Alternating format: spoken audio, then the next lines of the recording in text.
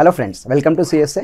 మనం డిసెంబర్ 15వ తారీఖు మనకి తెలంగాణ పబ్లిక్ సర్వీస్ కమిషన్ ఏదైతే ఉందో గ్రూప్ 2 ఎగ్జామినేషన్లో పేపర్ 1లో మనకి మెంటల్ ఎబిలిటీ నుంచి మనకి 26 ప్రశ్నలు రావడం జరిగింది. ఇప్పుడు మనం ఆ యొక్క 26 ప్రశ్నలు ఈ యొక్క వీడియో ద్వారా మనం ఇక్కడ డీటెయిల్ ఎక్స్ప్లెయిన్ చేస్తాను. 26 క్వశ్చన్స్ ఎలా వచ్చాయని చెప్పి మనం చూద్దామండి. మెయిన్గా చెప్పాలంటే ఈ 26 క్వశ్చన్స్లో దాదాపుగా ఒక 16 క్వశ్చన్స్ అనేవి చాలా టఫ్గా ఉన్నాయని చెప్పుకోవచ్చు అండి. టఫ్గా ఉన్నాయి. రిమైనింగ్ 10 క్వశ్చన్స్ అయితే మోడరేట్గా ఉన్నాయి. 1-2 క్వశ్చన్స్ మాత్రం ఈజీగా ఉన్నాయని చెప్పుకోవచ్చు. అంటే అవుట్ ఆఫ్ 26 క్వశ్చన్స్లో 16 టఫ్ క్వశ్చన్స్ ఉన్నాయి, 8 క్వశ్చన్స్ వచ్చి మనకి మోడరేట్గా ఉన్నాయి, ఒక 2 క్వశ్చన్స్ వచ్చేసరికి మనకి ఈజీగా ఇవ్వడం జరిగింది. నెంబర్ సిరీస్ క్వశ్చన్ అయితే చాలా సింపుల్గా ఇవ్వడం జరిగింది. అదేవిధంగా ఇంకొక క్వశ్చన్ కూడా ఈజీగా ఇచ్చాడు. బట్ 8 క్వశ్చన్స్ మోడరేట్ ఉన్నాయి, 16 క్వశ్చన్స్ వచ్చి టఫ్ ఉన్నాయి, 2 క్వశ్చన్స్ వచ్చి ఈజీగా ఉన్నాయి. మరి ఇప్పుడు ఆ 26 క్వశ్చన్స్లో మనం ఇక్కడ చూద్దాం. మొదటి ప్రశ్న, a watch lasts 2 minutes for every 12 hours. The watch is set to the right time at 11 a.m. on Monday. At that time, 11 p.m. on the immediate coming Friday, the faulty watch shows the time as. ఇక్కడ question ఏమంటున్నాడంటే, ఒక వాచ్ని 11 a.m. Monday రోజు right టైంకి set చేశారంట. అయితే ఈ watch ఏమవుతుందంటే every 12 అవర్స్కి ఒక 2 minutes లాస్ అవుతూ ఉంది. అయితే అదే వాచ్ 11 p.m. ఫ్రైడే రోజు 11 p.m. కమింగ్ ఫ్రైడే రోజు కరెక్ట్గా ఉన్న వాచ్ అయితే కరెక్ట్. యాక్చువల్గా ఏముంటుందంటే ఎవ్రీ 12 అవర్స్కి ఒక 2 minutes లాస్ అవుతుంది. అప్పుడు ఇది డెఫినెట్గా 11 p.m. ఫ్రైడే అయితే కరెక్ట్ టైం అండి. అది రాంగ్ టైం చూపిస్తుంది. ఆ టైం ఎంత చూపిస్తుంది ఆ టైంకి అంటున్నాడు. అంటే 11 a.m. మండేకి రైట్ టైం సెట్ చేశారు, బట్ 11 p.m. ఫ్రైడే కరెక్ట్గా చూపించాలి. బట్ అది ఏమవుతుందంటే ఎవ్రీ 12 అవర్స్కి 2 minutes లాస్ అవుతుంది కనుక మరి 11 p.m. ఫ్రైడే టైం అప్పుడు ఈ యొక్క వాచ్ అనేది ఫాల్టీ వాచ్ కాబట్టి ఎంత టైం చూపిస్తుందని చెప్పి అడుగుతూ ఉన్నాడు. సింపుల్గా చెప్పాలి అంటే 11 a.m. మండే నుంచి 11 p.m. ఫ్రైడే వరకు టోటల్ అవర్స్ గ్యాప్ చూడండి సార్. ఎవ్రీ 12 అవర్స్కి 2 minutes లాస్ అంటే మరి నెంబర్ ఆఫ్ అవర్స్ గ్యాప్ చూద్దాం ఒకసారి. 11 టు మండే టు ఫ్రైడే అండి. మండే టు ఫ్రైడే అంటే Monday to Tuesday 1 day 24 hours, Tuesdays to Wednesday మరొక 24 hours, Wednesday to Thursday and Thursday to Friday అంటే 4 days ఉంది. అంటే ఓవరాల్గా ఇక్కడ 4 days గ్యాప్ ఉంది. Next 11 a.m. To 11 p.m. కాబట్టి మరొక 12 hours గ్యాప్ ఉంది. అంటే ఓవరాల్గా 4 96 hours, 96 + 12 ఎంత అంటే 108 hours. అంటే గ్యాప్ వచ్చి ఇక్కడ మనకి 108 hours అండి. మరి 12 అవర్స్కి 2 minutes లాస్ అంటే 108 అవర్స్కి ఎన్ని మినిట్స్ లాసు అంటే 12 అనేది ఇక్కడ 9 times కనుక 2 అనేది కూడా 9 times తీసుకుంటే ఓవరాల్గా ఇక్కడ 18 minutes లాస్ అవుతుంది. అంటే ఓవరాల్గా అయితే ఫ్రైడే 11 p.m.కి వాచ్ కరెక్ట్ టైం చూపించాలి, బట్ అది 18 minutes లాస్ అవ్వడం వల్ల సింపుల్గా మనం ఇక్కడ 11 p.m.లో నుంచి ఒక 18 minutesని సబ్ట్రాక్ట్ చేసామనుకోండి, అదేమవుతుందంటే 10:42 p.m. ఫ్రైడే అవుతుంది. అంటే ఆ ఫాల్టీ వాచ్ ఫ్రైడే రోజు 10:42 p.m. అని చూపిస్తుందని చెప్తున్నాడండి. కనుక ఆన్సర్ ఏం చెప్పొచ్చు అంటే 10:42 p.m. ఫ్రైడే అనగానే 4th ఆప్షన్ అనేది సరైన సమాధానంగా మనం ఇవ్వవచ్చు. రెండవ ప్రశ్న చూద్దాం. ఇది క్లాక్స్ అనే టాపిక్ నుంచి మనకి TGPSC group 2 mental ability area నుంచి ఇచ్చాడు. మరి ఇక్కడ క్యాలెండర్స్ నుంచి మరొక ప్రశ్న ఇచ్చాడు. In which of the following years does 29th February fall on a Saturday? 2052, 2044, 2036, 2048 అన్నీ కూడా లీప్ ఇయర్సే ఇచ్చాడు. బట్ అడుగుతుంది ఏంటంటే 29th February ఏ సంవత్సరంలో సాటర్డే వస్తుందని చెప్పి అడుగుతూ ఉన్నాడండి. కావాల్సింది ఏంటంటే ఇక్కడ మనం మెయిన్గా 52కి February 29th డ్యాబ్ ద వీక్ చేయాలి, 44కి డ్యాబ్ ద వీక్ చేయాలి, 36కి డ్యాబ్ ద వీక్ చేయాలి, 48కి డ్యాబ్ ద వీక్ చేయాలి. ఇక్కడ ఎగ్జాక్ట్లీగా మీకు ఎగ్జామ్లో ఏం చేస్తున్నాడంటే 4 ప్రశ్నలు కలిపి ఒక ప్రశ్నగా ఇక్కడ ఇచ్చాడు. ఇచ్చిన ఆప్షన్ కూడా 4th ఆప్షన్లో ఉండడం వల్ల ఇక్కడ 52కి February 29th డ్యాబ్ ద వీక్ కనుక్కోవాలి, 44కి డ్యాబ్ ద వీక్ కనుక్కోవాలి, 36కి కనుక్కోవాలి, 48 కనుక్కోవాలి. ఇలా కనుక్కున్నప్పుడు ఇక్కడ ఏది సాటర్డే వస్తే దాన్ని మనం సమాధానంగా తీసుకోవాలి. ఎగ్జాక్ట్లీగా ఇక్కడ విద్యార్థులందరికీ కూడా February 29th 2048 అనేది మనకి ఇక్కడ సాటర్డేగా రావడం జరిగింది. దీన్ని ఎలా చేస్తామంటే ఒక డేట్ ఇచ్చినప్పుడు డ్యాబ్ ది వీక్ ఎలా కనుక్కోవాలో మీకు ఆన్సర్ వస్తే చాలా ఈజీగా ఇది సాల్వ్ చేయొచ్చు అండి. చూడండి ఇక్కడ ఫిబ్రవరి డేట్ వచ్చి మనకి 29th ఫిబ్రవరి, మంత్ కోడ్ వచ్చేసరికి మనకి డ్యాబ్ ది అంటే మంత్ కోడ్స్లో మనకి 144, 025, 036, 146లో ఫిబ్రవరి మంత్ కోడ్ 4 అవుతుంది. మరి 2048 అంటే సెంచరీ కోడ్ 6 అవుతుంది. నెక్స్ట్ వన్ వచ్చి ఇక్కడ last 2 digit number year number 48 అండి. నెక్స్ట్ 48లో 4 అనేది 12 times పోతుంది, బట్ ఇక్కడ 12 - 1 చేయాలి. ఎందుకంటే ఇచ్చిన ఇయర్ లీప్ ఇయర్ అవుతుంది. నెక్స్ట్ ఇది ఫిబ్రవరి మంత్లో ఉన్నది కనుక ఒక ఆడ్ డేని మనం సబ్ట్రాక్ట్ చేస్తున్నాం. సో 29 + 4 33, 33 + 6 39, 39 40, 40 + 47 87, 87 97, 97 + 1 98. అంటే ఓవరాల్గా ఇక్కడ మనకి ఎంత వచ్చిందంటే 98 వచ్చింది. సో 98ని మనం 7తో భాగించామనుకోండి, 7 14s are 98. So means it will be 0 odd days. కాబట్టి ఇక్కడ మనకి ఎప్పుడు కూడా గుర్తుంచుకోండి, సో మనం ఇక్కడ 0 odd days అంటే మనం ఇక్కడ సింపుల్గా సాటర్డే తీసుకోవచ్చు. కనుక 2048 అనేది సో February 29th సాటర్డేగా మనకి ఇవ్వబడుతుంది. కాబట్టి ఇక్కడ మీకు ఫ్రెండ్స్ మీరు గుర్తుంచుకోవాల్సింది, క్యాలెండర్స్లో డే ఆఫ్ ద వీక్ కావాలంటే 144, 025, 036, 146 ఈ యొక్క మంత్ కోడ్స్ గుర్తుంచుకోవాలి. నెక్స్ట్ వన్ 0642 అనే ఒక సెంచరీ కోడ్ని గుర్తుంచుకోవాలి. నెక్స్ట్ వన్ ఆడ్ డేస్ 0 1 2 3 4 5 6 ఇస్తే 0 అంటే సాటర్డే, అక్కడ నుంచి వెళ్తే 6 ఫ్రైడే వరకు వస్తుందండి. సో ఇవి గుర్తుంచుకోగలిగితే day of the week date ఇచ్చినప్పుడు ఈజీగా మనం కనుక్కోవచ్చు. నెక్స్ట్ ప్రశ్న చూద్దాం. ఇది క్యాలెండర్స్ నుంచి ఇచ్చాడు. సో మరొక ప్రశ్న వచ్చి ఇది కొంచెం డిఫరెంట్గా అడిగాడు, క్లాక్స్ అనే టాపిక్ నుంచి అండి. సో సింపుల్గా చెప్పాలి అంటే, so 47.5 degrees is the angle between the hands of a clock at 3 hours k minutes and the hands of a clock coincide with each other at 3 hours l minutes అంట. ఒకటేమో మనకి ఇక్కడ theta value ఒకటి 47.5 degrees ఇచ్చాడు, మరొక theta value వచ్చి మనకి ఇక్కడ కోయిన్సైడ్ అంటే 0 degrees ఇచ్చాడు. Next both will be 3 hours k minutes అన్నాడు, మరొకటి వచ్చి 3 hours l minutes అంట. బట్ ఇక్కడ k అనేది గ్రేటర్ దెన్ l అంటున్నాడు. కనుక ఇక్కడ దీని నుంచి ఫస్ట్ మనం ఇక్కడ k వాల్యూ ఎంత కనుక్కోవడానికి ప్రయత్నించాలి. సో దీని నుంచి ఇక్కడ l వాల్యూ ఎంత, సో ఇక్కడ k వాల్యూ అయినా l వాల్యూ అయినా మినిట్స్లో వస్తుందండి. నెక్స్ట్ మన h వాల్యూ ఎంత అంటే, h వాల్యూ మనకి 3 hours k minutes అన్నాడు కాబట్టి h వాల్యూ 3. సో 3 hours మనకి l minutes అన్నాడు కదా, h వాల్యూ మనకి ఇక్కడ 3 అండి. సో సింపుల్గా రెండింటికి మనకి k వాల్యూ l వాల్యూ కనుక్కొని k + l వాల్యూ ఎంత చెప్పమంటున్నాడు. సో సింపుల్గా ఫార్ములా ఉన్నదండి. సో మనకి అందరికీ తెలిసిన ఫార్ములానే. So 11/2m - 30h is equal to theta. So angle ఇచ్చాడు, హెచ్ వాల్యూ అవర్ నెంబర్ ఇచ్చాడు, అప్పుడు ఎం వాల్యూ కనుక్కోవాలి అనుకుంటే సింపుల్గా చూడండి ఇక్కడ.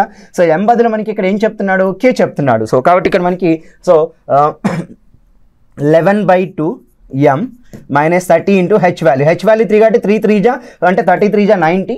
నెక్స్ట్ వన్ తీటా వాల్యూ వచ్చి 47.5 degrees. సో 33 జా 90 అండి, 47.5 degreesని 90 అంటే -90. సో రైట్ హ్యాండ్ సైడ్ వెళ్ళినప్పుడు +90 అవుద్ది.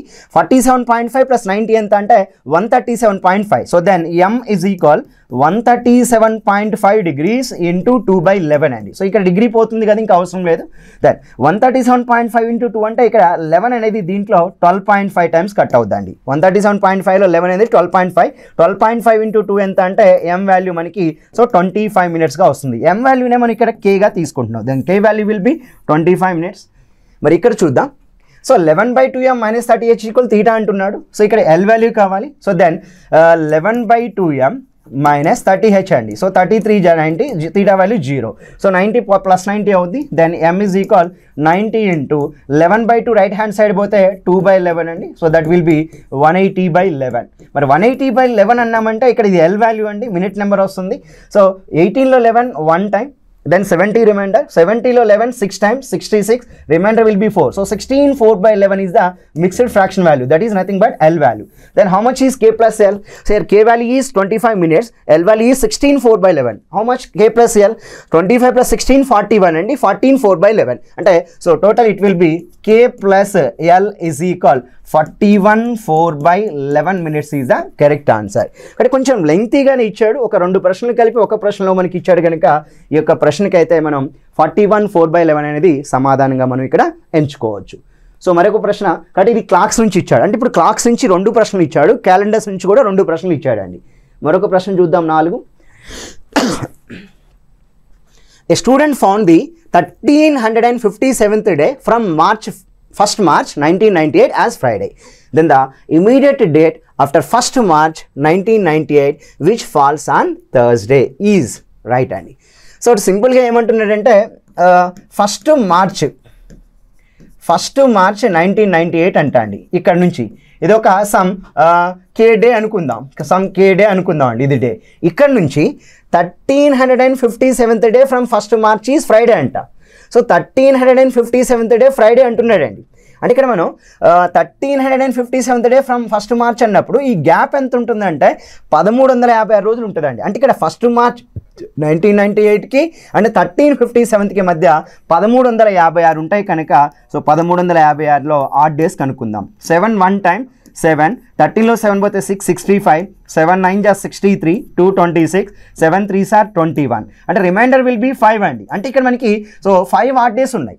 మరి ఇప్పుడు ఇది 1 మార్చ్ 1998 కే డే అంటే కే డే ఆఫ్ ద వీక్ అనుకుంటే మనం ఇక్కడ మనకి 5 ఆడ్ డేస్ వస్తున్నాయి కనుక మనం ఒక్కసారి ఇక్కడ చూడండి 1357th డే ఫ్రమ్ 1 మార్చ్ అంటున్నాడు కాబట్టి గ్యాప్ వచ్చి 1356 రోజులు. 1356 రోజులు ఆడ్ డేస్ కనుక్కుంటే 5 ఆడ్ డేస్ వచ్చినాయి కనుక ఇక్కడ నేను 1 2 3 4 and 5 odd days. So that will B 1 March 1998 as Friday అంటున్నాడు. అంటే ఇక్కడ మనకి ఒక స్టూడెంట్ ఏం కనిపెట్టాడంటే 1357వ రోజు ఇక్కడ నుంచి మొదలుకుంటే అది ఫ్రైడే అంటున్నాడు. మరి ఇప్పుడు అది ఫ్రైడే అంటున్నాడు కాబట్టి ఇక్కడ ఒకసారి చూడండి. సో ఇది Friday, so this will be Thursday, Wednesday, so Tuesday and Monday. ఇప్పుడు నాకు చెప్పండి ఇక్కడ 5 డేస్ పోతే ఇప్పుడు ఈ డే ఏమవుతుంది? డెఫినెట్గా ఈ కే డే ఆఫ్ ద వీక్ అనేది ఇది 1 మండే కాబట్టి అంటే ఇది రిఫరెన్స్ డే 0 ఆడ్ డేస్ తీసుకుంటే ఇది మండే అంటే ఇది డెఫినెట్గా సండేగా మనం ఇక్కడ తీసుకోవాలి. అంటే ఇక్కడ మనకి తెలుస్తుంది ఏంటంటే 1 మార్చ్ 1998 విల్ బి సండే. ఎప్పుడైతే మనకి 1 మార్చ్ 1998 సండే వచ్చిందో ఒకసారి చూడండి. సో 1998 1 మార్చ్ అనేది ఇక్కడ మనకి సో సండే ఇచ్చాడు. అప్పుడు ఆటోమేటిక్గా వాడు అడుగుతుంది ఏంటంటే థర్స్డే ఏ రోజు వస్తుంది? సో థర్స్డే రావాలంటే Monday, so then Tuesday, then Wednesday and next మనం వచ్చి Thursday. So 2nd, 3rd, 4th, 5th అండి. కాబట్టి ఇక్కడ మనకి సింపుల్గా థర్స్డే ఎప్పుడు వస్తుంది అంటే 5th మార్చ్ 1998 అనేది థర్స్డేగా మనం ఇక్కడ తీసుకోవాలి. మరి 5th మార్చ్ 1998 అనేది ఎలా తీసుకోవచ్చు అంటే థర్స్డేగా మనం ఆన్సర్ తీసుకోవచ్చు. ఫ్రెండ్స్ ఎప్పుడైనా కానీ మీరు 1357 రోజుల తర్వాత అంటే అది సాటర్డే అవుద్ది. 1357 రోజుల తర్వాత అంటే సాటర్డే అవుద్ది. 1357వ రోజు అంటే ఫ్రైడే అవుద్ది.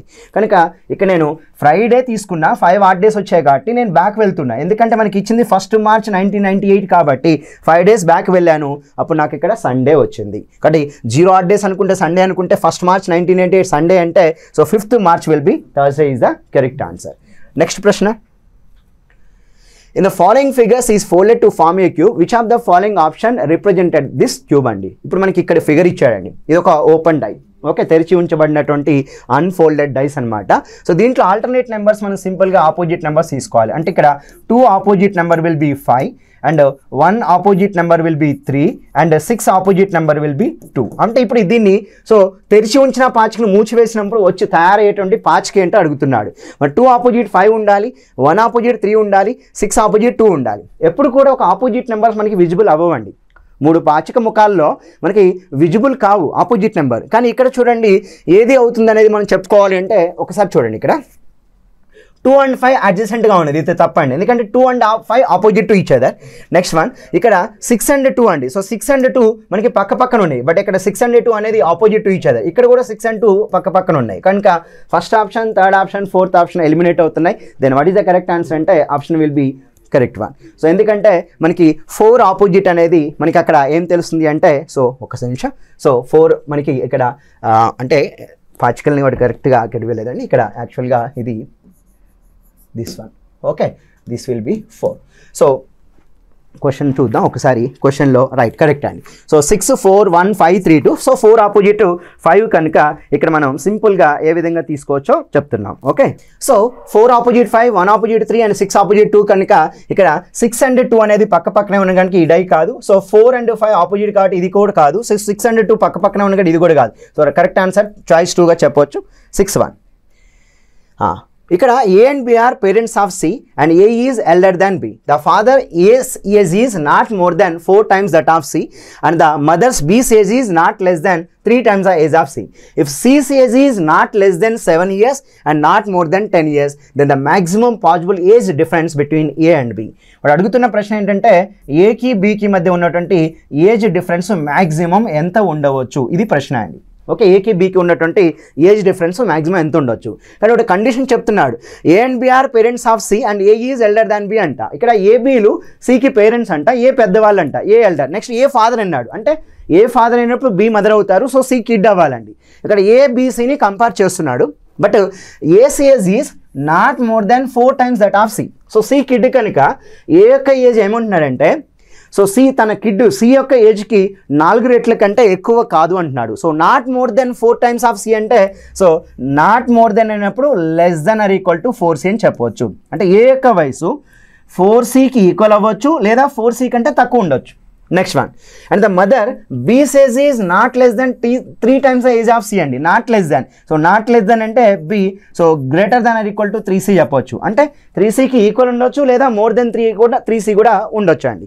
అయితే ఇక్కడ క్వశ్చన్ ఏమడుగుతుందంటే, మనకి సి ఏజ్ ఎంతో తెలియదు కానీ ఒకటి చెప్తున్నాడు, if C's age is not less than 7 years and not more than 10 years. So C యొక్క age not more than 10 years అంట, నాట్ లెస్ దెన్ 7 years. అంటే డెఫినెట్గా not less than 7 years. So not less than 7 years అంటే 7 years అవ్వచ్చు, 8 years అవ్వచ్చు, 9 years అవ్వచ్చు, 10 years అవ్వచ్చు అండి.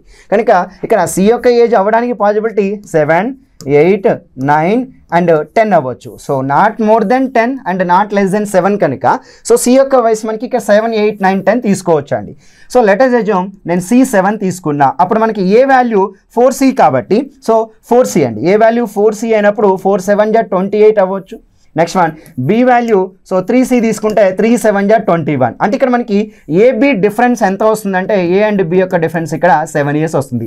అంటే సి ఏజ్ 7 years అయినప్పుడు ఏబి డిఫరెన్స్ కూడా 7 వస్తుంది. ఎందుకంటే డెఫినెట్గా 4Cకి 3Cకి సి డిఫరెన్స్ కాబట్టి ఏకి బికి మధ్య ఉన్న డిఫరెన్స్ కూడా సి కాబట్టి ఏకి బికి difference C value 7 so C value 8 అయితే 8, 9 అయితే 9, 10 అయితే 10. కాబట్టి ఏకి బికి మధ్య మ్యాక్సిమం ఏజ్ ఎంత ఉండొచ్చు అంటే 10 years ఉండడానికి అవకాశం ఉంది. So answer will be option 2 is the correct answer. ఎందుకంటే ఇక్కడ 4Cకి 3Cకి మధ్య ఉన్న డిఫరెన్స్ ఎంత అంటే ఏకి బికి, ఓకే ఏకి బికి మధ్య ఉన్న డిఫరెన్సే 1C అండి. మరి 1C అంటే సి యొక్క ఏజ్ ఎంత ఉండొచ్చు, 7 years ఉండొచ్చు, 8 years ఉండొచ్చు, 9 years ఉండొచ్చు, 10 years. నాట్ మోర్ దెన్ 10 కనుక మ్యాక్సిమం సి వాల్యూ 10 కాబట్టి ఏకి బికి మధ్య ఉన్నటువంటి ఏజ్ డిఫరెన్స్ కూడా మనం 10 yearsగా మనం ఇక్కడ చెప్పవచ్చు అండి. సో కాబట్టి ఈ యొక్క ప్రశ్నకి ఆప్షన్ 2 ఆన్సర్ ఇవ్వచ్చు. Next question, there are 216 cubes, each of side 1 unit, except 3 adjacent faces. All other 3 faces of each cube are painted with red color. అంటే వాడు ఏమంటున్నాడంటే, ఒక పెద్ద గణంలో 216 లఘు గణాలు ఉన్నాయి, చిన్న గణాలు. దాంట్లో 3 పక్క నుండే ముఖాలకి రెడ్ పెయింట్ వేశారంట, మిగతా 3 ముఖాలకి పెయింట్ ఏమీ లేదని చెప్తున్నాడు. So these cubes are join together to form a big cube of side 6 units. Very good. మనకి అందరికీ తెలియాల్సిన విషయం n క్యూబ్ ఈజ్ ఈక్వల్ 216 అండి. Then n cube is equal 6 cube కాబట్టి n వాల్యూ ఇక్కడ మనకి డెఫినెట్గా 6 అవుతుంది. n వాల్యూ 6 అని తెలుస్తుంది. Next one, of side 6 units such that a border of 1 unit width around each of face has to be with no red color and all other parts of each face should be in red color. Very good అండి. So then the number of cubes that are not part of the border of each of the faces is, border of each of the faces అండి. Border of each of the faces అంటే border అంటే అంచులండి, edges. So edges గురించి అడుగుతున్నాడు.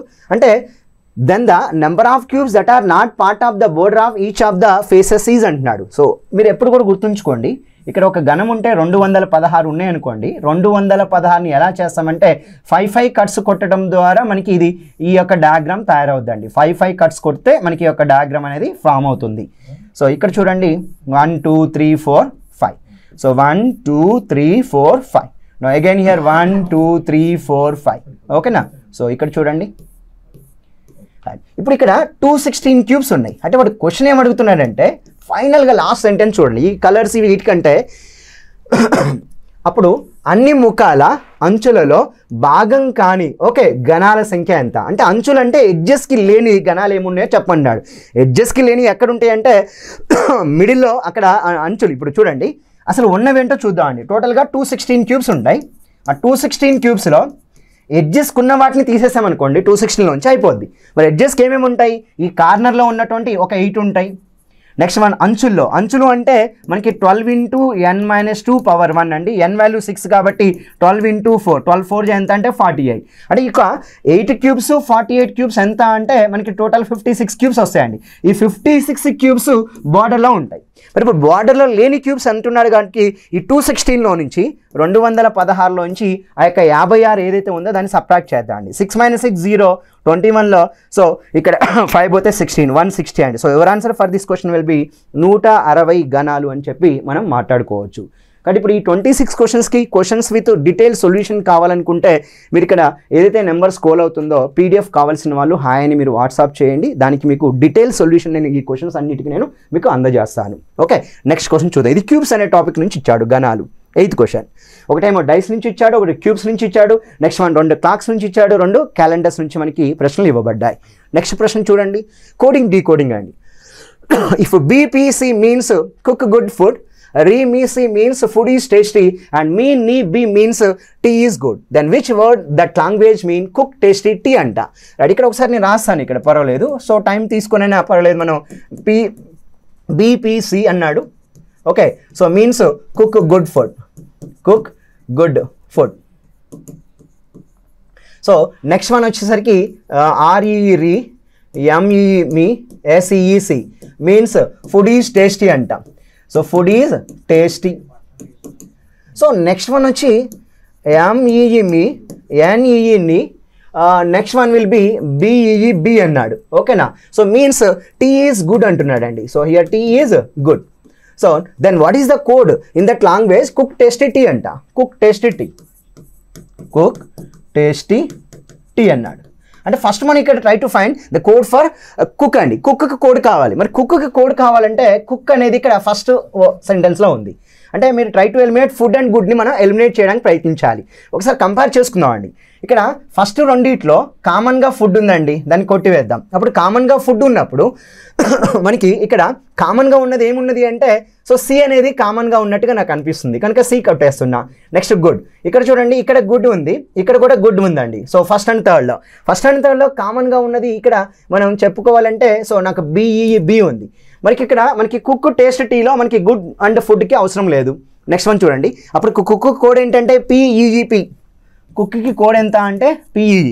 So ఇక్కడ first word PEతో start అయినవి ఒకటి. So first option second option కాదండి, అయితే థర్డ్ అవ్వాలి లేదా ఫోర్త్ అవ్వాలి. ఇప్పుడు టేస్ట్కి కోడ్ కనుక్కుందాం. So better taste. ఓకేనా, టేస్ట్ ఇక్కడ ఉంది. సో ఈజ్ ఉంది కదా, ఈజ్ కొట్టేద్దాం కామన్గా. సో కామన్గా MEE ఉంది. సో డెఫినెట్గా టేస్ట్కి కోడ్ ఎంత అంటే REE.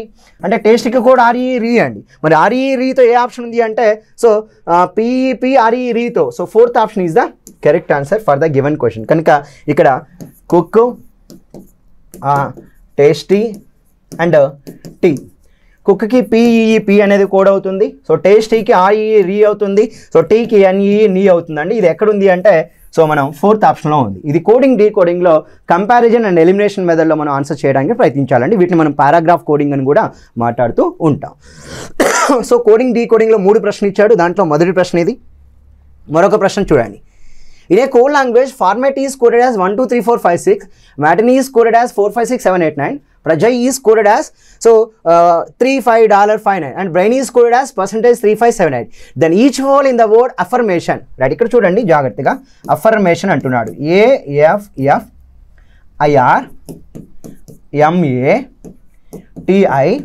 AFFIRMATION, affirmation. సో ఈ ఎఫర్మేషన్ అనే వర్డ్లో ఈచ్ ఓవల్కి ఏం రాయమంటే replace by the next letter. అంటే ఇక్కడ ఏ ఓవల్ కదా, మరి ఏ ఓవల్ అంటే నెక్స్ట్ లెటర్ ఎంత? బీతో రిప్లై చేయాలి. ఐ ఓవల్ అంటే జేతో రిప్లై చేయాలి. ఏ ఓవల్ కాబట్టి బీతో రిప్లై చేయాలి. ఐ ఓవల్ కాబట్టి జేతో రిప్లై చేయాలి. ఓ ఓవల్ కాబట్టి పీతో రిప్లై చేయాలి. And keeping the constant on the word fixed. So కాన్స్టెంట్ని ఫిక్స్డ్ చేయమన్నాడు. BFFRMTN. అంటే each vowel is replaced with the following letter and the constants are remain same position, then affirmation becomes a word BFFJRMBTJPN అండి.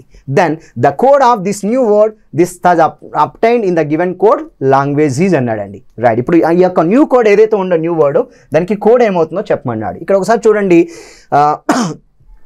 B బ్రెయిన్లో B అంటే ఎంత ఉందండి? ఇక్కడ సింపుల్గా పర్సంటేజ్ ఉంది. నవ్ ఎఫ్ ఫార్మేట్లో ఎఫ్ ఉంది. ఎఫ్ అంటే ఇక్కడ 1 ఇవ్వచ్చు కాబట్టి సో పర్సంటేజ్ 1 అండి. సో పర్సంటేజ్ 1 ఉండేటట్టుగా ఓన్లీ ఫోర్త్ ఆప్షన్ ఉంది అండి. Option number will be 4 is the correct ఆన్సర్గా మనం మాట్లాడుకోవచ్చు. ఇది కూడా కోడింగ్ డీకోడింగ్ క్వశ్చన్ అండి. So very simple question. So చెప్పాలంటే కొంచెం టైం కన్జ్యూమ్ అవుతుంది. Next one, letters of English alphabet from A to Z are successfully represented by the numbers 26 to 1 by using the above rule if the word cat is coded as 57 అంట. Right, ఇప్పుడు క్యాట్ని CAT cat అంటున్నాడు, cat అంటే 57 అన్నాడు. But ఇక్కడ వాడు ఏం చెప్తున్నా అంటే A to Z ని 26 to 1 తీసుకోమంటే ఏకి 26 అంటే ఏ ఆపోజిట్ లెటర్ జెడ్ అండి. నెక్స్ట్ వన్ జెడ్కి ఆపోజిట్ 1 అంటే జెడ్ ఆపోజిట్ లెటర్ ఏ అని చెప్తున్నాడు. అంటే ఇప్పుడు క్యాట్ అనే పదంలో ఉన్న వాటికి ఏం తీసుకోవాలి అంటే ఆపోజిట్ లెటర్స్ తీసుకోవాలండి. ఆపోజిట్ లెటర్స్ తీసుకొని వాటి సమ్ చేసామనుకోండి మనకి 57 వస్తుంది. చూడండి, సో సి అంటున్నా, సో సికి ఆపోజిట్ ఎక్స్ అవుద్ది, ఏ ఆపోజిట్ జెడ్ అవుద్ది, టీ ఆపోజిట్ సో జీ అవుద్ది. ఎక్స్ అంటే 24, జెడ్ అంటే 26, జీ అంటే 7 అండి. 24, 26 + 7 ఎంత అంటే టోటల్ వాల్యూ 57. అంటే క్యాట్ అనేది 57 అవుతుంది. కానీ ప్రతి అక్షరానికి దాని ఆపోజిట్ లెటర్ యొక్క వాల్యూని లెటర్ వాల్యూగా తీసుకోమన్నాడు. అయితే then the codes of the two words suspect and obvious or respectively. Okay, వాటికి కోడ్స్ చెప్పమన్నాడండి. ఇప్పుడు సస్పెక్ట్కి నాకు కోడ్ కావాలి, సస్పెక్ట్. రైట్, సస్పెక్టెడ్ కోడ్ కావాలంటే ఫస్ట్ ఎస్కి ఆపోజిట్ అండి హెచ్, యూకి ఆపోజిట్ ఎఫ్, ఎస్కి ఆపోజిట్ హెచ్, పీకి opposite K, E opposite V, సి ఆపోజిట్ ఎక్స్, టీ యొక్క ఆపోజిట్ ఎంత అంటే జీ అండి. సో హెచ్ అనేది 8 అవుద్ది, F 6, 8, 11, 22 and X means 24, G means 7. Now here 22, 24 will be 46, 46 + 7 53, 53, 54, 64, 64 + 8 72, 72 + 6 78 + 8 అండి. సో టోటల్ వచ్చి మనకి ఇక్కడ సో సస్పెక్ట్ అనేది 86 అవుతుంది. మరి ఇక్కడ అదర్ వర్డ్ ఆబ్వియస్ అన్నాడండి. ఆబ్వియస్, OBVIOUS అన్నాడు, ఆబ్వియస్. సో ఆబ్వియస్ అంటే ఓకి ఆపోజిట్ లెటర్ ఏమవుద్ది, ఎల్ అవుద్ది, బి ఆపోజిట్ లెటర్ వచ్చి వై అవుతుంది, సో వి ఆపోజిట్ వచ్చి ఈ అవుతుంది, సో ఐ ఆపోజిట్ వచ్చి మనకి ఇక్కడ R, O opposite L, so U opposite అండి, సో యూ ఆపోజిట్ వచ్చి ఎఫ్, ఎస్ ఆపోజిట్ వచ్చి హెచ్ అండి. నౌ ఎల్ 12, 25, 5, 18, 12, 6, 8 అండి. సో 12 + 25 37, 37 + 5 42, 42 + 60 72, 72 + 14 అండి. అంటే total again it will be 86 అండి. అంటే ఇక్కడ సస్పెక్ట్ అనే పదం 86 వచ్చింది, ఆబ్వియస్ అనే పదం కూడా 86 వస్తుంది కనుక 86, అనేది ఆన్సర్గా తీసుకోవాలి. Then your answer will be 4th option is the correct answer అండి. 10th క్వశ్చన్ ఇది. ఓకే, 11th క్వశ్చన్ చూద్దాం. సో అంటే మనకి ఇప్పుడు కోడింగ్ డీకోడింగ్ నుంచి ఎన్ని ప్రశ్నలు వచ్చాయంటే 3 ప్రశ్నలు, క్లాక్స్ నుంచి 2 ప్రశ్నలు, క్యాలెండర్స్ నుంచి 2 ప్రశ్నలు. సో నెక్స్ట్ వచ్చి మనకి ఇంకా ఏమి ఇచ్చాడండి మనకి ఇక్కడ మధ్యలో, సో డైస్ నుంచి 1 క్వశ్చన్, క్యూబ్స్ నుంచి 1 క్వశ్చన్. అంటే ఓవరాల్గా 2 + 2 + 1 + 1 + 3 అండి. అంటే ఈ విధంగా మనకి 9, 10 క్వశ్చన్స్ ఇచ్చాడు. నెక్స్ట్ 11th క్వశ్చన్ అండి. Replace the misfit number in the following series with a suitable form from the options అంటాం. రైట్, ఇప్పుడు మనకి సిరీస్ ఇచ్చాడండి 1, 6, 13, 22 అండ్ 37, సో 54, 73. సో దీంట్లో ఒక మిస్ఫిట్ నెంబర్ ఉందంట, అంటే రాంగ్ నెంబర్ ఉంది, దాన్ని కరెక్ట్ చేసి కరెక్ట్ నెంబర్ ఏమవుద్దో చెప్పాలండి. సింపుల్ క్వశ్చన్ అడిగాడండి. ఇక్కడ 1కి 5 యాడ్ చేస్తే 6 అవుద్ది, 6కి 7 యాడ్ చేస్తే 13 అవుతుంది. సో 13కి 22 అంటే 13కి 22 అంటే ఇక్కడ జనరల్గా ఇక్కడ చూడండి 9 అవుతుంది. ఓకే, 22 ఇక్కడ పోతుందండి, ఇక్కడ ఏదో మిస్టేక్ వచ్చింది ఈ మధ్యలో. సో ఇక్కడ ఒకసారి చెక్ చేద్దాం, 54, 73 అవుతుంది. సో 54, 73 అవ్వాలంటే +19, 37, 54 అవ్వాలంటే మనకి ఇక్కడ 34 + 37 + 17 అండి, అంటే prime number I hope. So 5, 7 అంటే ఇది 11 అవ్వాలి, అంటే 13 + 11 ఇక్కడ 24 ఉండాలండి, కరెక్ట్ నెంబర్ 24.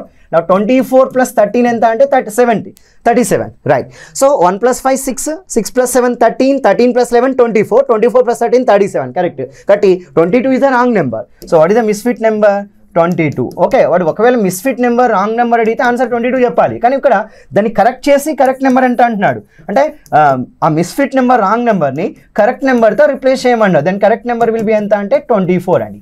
అంటే ఈ యొక్క ప్రశ్నకి మన ఆన్సర్ 24 ఇవ్వచ్చు. ఒక నెంబర్ సిరీస్ క్వశ్చన్ మాత్రం చాలా ఈజీగా ఇచ్చాడని చెప్పి మనం ఎగ్జామినేషన్లో మాట్లాడుకోవచ్చు. ఇది కూడా కొంతమందికి టైం పట్టే అవకాశం కూడా ఉంది ప్రాక్టీస్ చేయని వాళ్ళకి. సో నెక్స్ట్ ప్రశ్న చూద్దాం. ABL theta represent that L is distance from A to B in the direction theta అంట. అంటే వాడు ఏం చెప్తున్నాడంటే ABL theta ఒక 4 వేరియబుల్స్ ఇచ్చాడు. ఆ 4 వేరియబుల్స్లో ఈ థర్డ్ వన్ ఏదైతే ఉందో అది డిస్టెన్స్ అంట బిట్వీన్ A అండ్ B. అంటే ఏ నుంచి Bకి మధ్య ఉన్న డిస్టెన్స్ L అంట. ఏ డైరెక్షన్ అంటే డైరెక్షన్ వచ్చి తీటా అని చెప్తున్నాడు. So direction will be theta అని చెప్తున్నాడు, ఎగ్జాంపుల్గా చెప్పాడు. మనకి AB5 ఈస్ట్ అంట, BC4 సౌత్ అన్నాడు. సో ఆ విధంగా తీసుకుంటే D రైట్. ఇక్కడ చూడండి మనకి so DE8 north, EF3 west, FG4 north అన్నాడు. సో GH8 వెస్ట్ అంట, CDE ఈస్ట్ అంట. దెన్ BHL తీటా ఏమవుద్ది అంటే B నుంచి H ఎంత డిస్టెన్స్లో ఉంది, ఏ డైరెక్షన్లో ఉందో చెప్పాలి. B నుంచి Hకి వెళ్ళాలండి. రైట్, ఇప్పుడు ఒకసారి చూద్దాము. AB5 ఈస్ట్ అంటే A నుంచి Bకి ఈస్ట్లో, అంటే Aకి చూడండి ఇక్కడ సింపుల్గా చెప్పాలంటే Aకి ఈస్ట్లో B అండి. సో అది కూడా ఎంత అంటే 5 డిస్టెన్స్ ఉంది అంటున్నాడు. నవ్వు B నుంచి C సౌత్ అంట. సో B నుంచి C సౌత్ అంటే so B to C south ఎంత ఉంది అంటే 4 ఉంది అంటున్నాడు. సో B నుంచి C 4. Now so continuation C ఇక్కడ ఉందండి. CD3 ఈస్ట్ అంట. సో C నుంచి D ఇది ఈస్ట్ అన్నాడు, ఇది 3 అండి. సో D ఈస్ట్ అంటున్నాడు. ఓకే, సో ఇక్కడికి 4 ఇది లెంగ్త్ ఎక్కువ ఉంది, ఇది లెంగ్త్ తక్కువ ఉండాలి. సో కొంచెం తగ్గించండి. ఓకేనా, ఇక్కడ D. నెక్స్ట్ సో కంటిన్యూషన్ అండి. DE8 నార్త్ అంట. సో 8 నార్త్ అంటే ఇక్కడ వరకు నుంచి ఇక్కడ వరకు 4 అవుద్ది. ఓకే, సో ఇక్కడ నుంచి ఓవరాల్గా మళ్ళీ ఇక్కడ అంటే ఇక్కడ మనం ఇది యాడ్ చేయొచ్చు కాబట్టి సో D నుంచి E వరకు ఇది 8 అండి. అంటే 4 + 4 ఎంత అంటే 8. ఇక్కడ నుంచి ఇక్కడికి 4 అండి, ఇక్కడ నుంచి ఇక్కడికి 4. నెక్స్ట్ EF3 వెస్ట్ అంట. సో ఈ నుంచి F3 అంటే ఇక్కడ నుంచి ఇక్కడికి ఇది ఎంత 3 అండి. కాబట్టి ఇది కూడా 3 అంటే దీనికి ఈ లైన్కి ఈక్వల్గా వచ్చేసేయాలి. కాబట్టి ఇక్కడ ఇది ఏమంటున్నాడు అంటే F అంటున్నాడు. ఓకే, ఈ F సో ఇది 3 అంటున్నాడు అంటే డెఫినెట్గా ఇది 4 అవ్వాలి. ఓకేనా, ఇక్కడ B ఉంది. నెక్స్ట్ FG నార్త్ 4 అంట. అంటే ఇక్కడ F నుంచి ఇక్కడ మనం Gకి వెళ్తాం కదా. సో ఇది 4 అంటున్నాడు, నార్త్ అంటున్నాడు. ఓకే, తర్వాత GH8 వెస్ట్ అంట. సో G నుంచి H వెస్ట్ అంటే ఇక్కడ 8 ఉండాలంట. ఓకేనా, సో G నుంచి ఇక్కడ H 8 ఉండాలని చెప్తున్నాడు. Then CD3 fast. అయితే ఇక్కడ క్వశ్చన్ ఏంటంటే BHL తీటా అంట. BHL తీటా అంటే B టు H ఏ డైరెక్షన్ ఎంత డిస్టెన్స్లో ఉంది. సో B టు H అంటే ఇక్కడ మనం సింపుల్గా ఇలా కలిపేయచ్చండి. ఇక్కడ మనకి ఈ డైరెక్షన్ ఉంది. అంటే ఇక్కడ నుంచి ఇక్కడ చూడండి ఒక్కసారి నేను గీసేవి. సో ఇదంతా 4 + 4 8 అండి. సో ఇక్కడ కూడా 8 ఉంది. అంటే ఇక్కడ మరి ఈ ఆన్సర్ ఎంత అడుగుతున్నాడు. ఓకే, ఇది 8 ఇది 8 అంటే సో స్క్వేర్ రూట్ 8² + 8² అండి. సో 64 + 64 కాబట్టి ఇక్కడ సో 2 × 64 అని చెప్పొచ్చు. దీన్ని మనం సింపుల్గా 8√2గా చెప్పొచ్చు. అంటే ఇక్కడ L అనేది 8√2 అవుతుంది. నా ఇక్కడ BH ఉంటుంది. మరి ఇక్కడ సో డైరెక్షన్ ఏంటంటే B టు H అండి. B టు H అంటే ఇది ఏ డైరెక్షన్ అంటే డెఫినెట్గా నార్త్ వెస్ట్ డైరెక్షన్ అని చెప్పాలి. సో నార్త్ వెస్ట్ డైరెక్షన్ అండి, వాయువ్య దిశ. కనుక BH 8√2 నార్త్ వెస్ట్ అంటే మన option number will be 4th is the correct answer. అంటే ఇది డైరెక్షన్స్ అనే టాపిక్ నుంచి మనకి ఇచ్చినటువంటి క్వశ్చన్గా మనం చెప్పుకోవచ్చు అండి. మరొక ప్రశ్న. సో ఇది బ్లడ్ రిలేషన్ క్వశ్చన్ అండి. So 5 people ABCD join for a party. A introduced E to his daughter, B as the wife of the father of his wife, and D is grandson of C. Then how is A related to D? If one of these 5 is the spouse of A అంటాం. మొత్తం 5 వ్యక్తులు ఉన్నారు. అందులో ఏ యొక్క spouse ఒకరు ఉన్నారంట. అందులో ఏ యొక్క స్పౌస్ అనేవాళ్ళు ఒకరు ఉన్నారని చెప్తున్నాడు. మరి వాళ్ళు ఒక పార్టీకి జాయిన్ అయ్యారు. ఏ ఇంట్రడ్యూస్ ఈ టు హిస్ డాటర్. సో ఏ ఈని పరిచయం చేస్తున్నాడు, వాళ్ళ డాటర్ ఎవరంట బి. అంటే ఇక్కడ వాడు సింపుల్గా చెప్పాలి అంటే ఏ వాళ్ళ డాటర్ బి అండి. అంటే ఇక్కడ బి డాటర్ ఫిమేల్ పర్సన్ పరిచయం చేస్తున్నాడు ఎవరిని ఈని బికి. So as the wife of the father of his wife అంటే వీడు మేల్ పర్సన్ అండి. వీడు మేల్ పర్సన్, ఇతనికి ఒక వైఫ్ ఉన్నారు. ఆ వైఫ్ యొక్క తండ్రి అంటే ఫాదర్ యొక్క వైఫ్ యొక్క ఫాదర్ యొక్క వైఫే ఆ ఈ అని చెప్తున్నారు. ఓకేనా, సో ఈ గురించి చెప్తున్నాడు. ఈ గురించి ఎవరు చెప్తున్నాడు, వాళ్ళకి డాటర్ చెప్తున్నారు. సో తన వైఫ్ యొక్క ఫాదర్ యొక్క వైఫే ఈ అని చెప్తున్నారు. Then D is the grandson of C అంట. So D is the grandson of C. Okay, D grandson అంటున్నాడు, తర్వాత చూద్దాం. Then how is A related to D. One of these 5 is the spouse of A అంట. So D అనేవాడు సికి grand son అంట. So వీళ్ళల్లో మొత్తం ఎంతమంది ఉన్నారు, 5 ఉన్నారు. ఏ బి సి డి ఈ. సో ఏ అయిపోయారు, ఈ అయిపోయారు, బి అయిపోయారు, ఇంకా ఉన్నది సిడి అండి. బట్ ఇక్కడ డి గ్రాండ్ సన్ అంట, కానీ ఏ యొక్క స్పౌస్ ఒకరు ఉన్నారంట. అంటే డి గ్రాండ్ సన్ అన్నప్పుడు ఏ యొక్క స్పౌస్ సి అవ్వాలి కదా, కనుక ఏ యొక్క భార్య ఎవరంటే సి అవ్వాలి.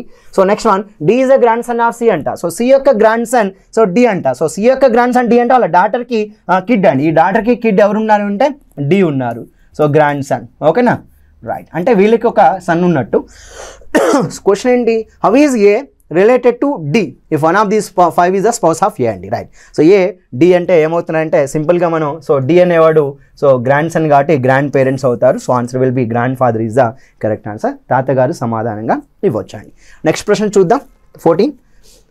Suppose that A star B means A is to the south of B, A plus B means A is to the north of B, A percentage B means A is to the east of B, and A minus B means A is to the west of B. If P is exactly in the middle of S and T, Q is equidistance from P and R, P is equidistance from Q and S, then given the statement P minus Q star R percentage S plus T, then the direction of Q from T.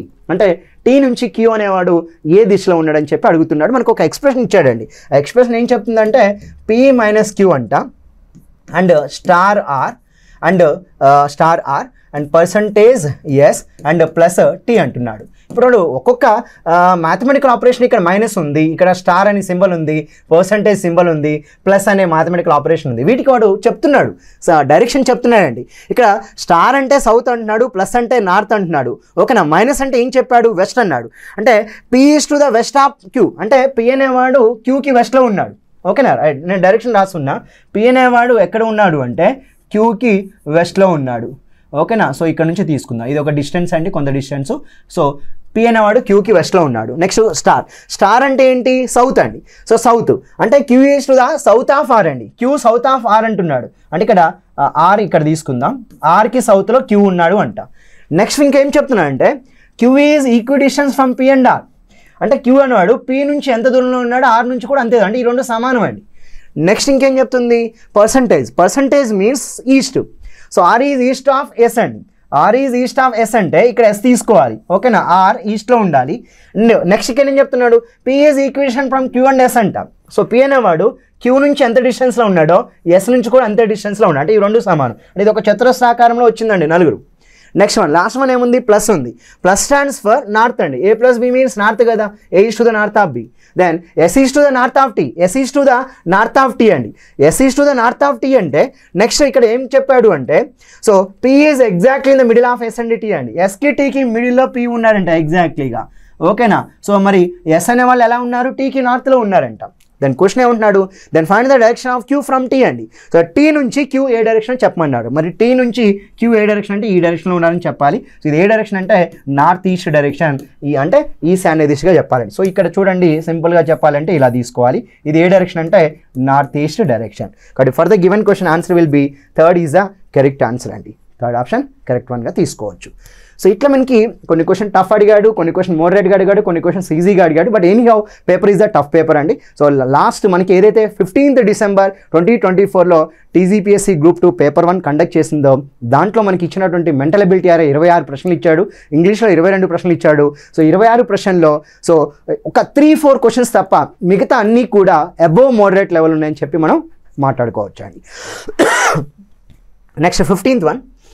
There is a group of 5 boys. Kishore is second tallest in the height, but younger than Raju. Prakash is taller than Manish, but younger in age.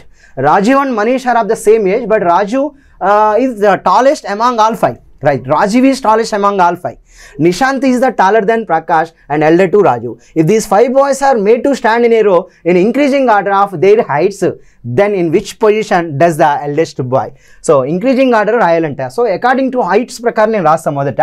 So ఇక్కడ T1, T2, T3, T4, T5.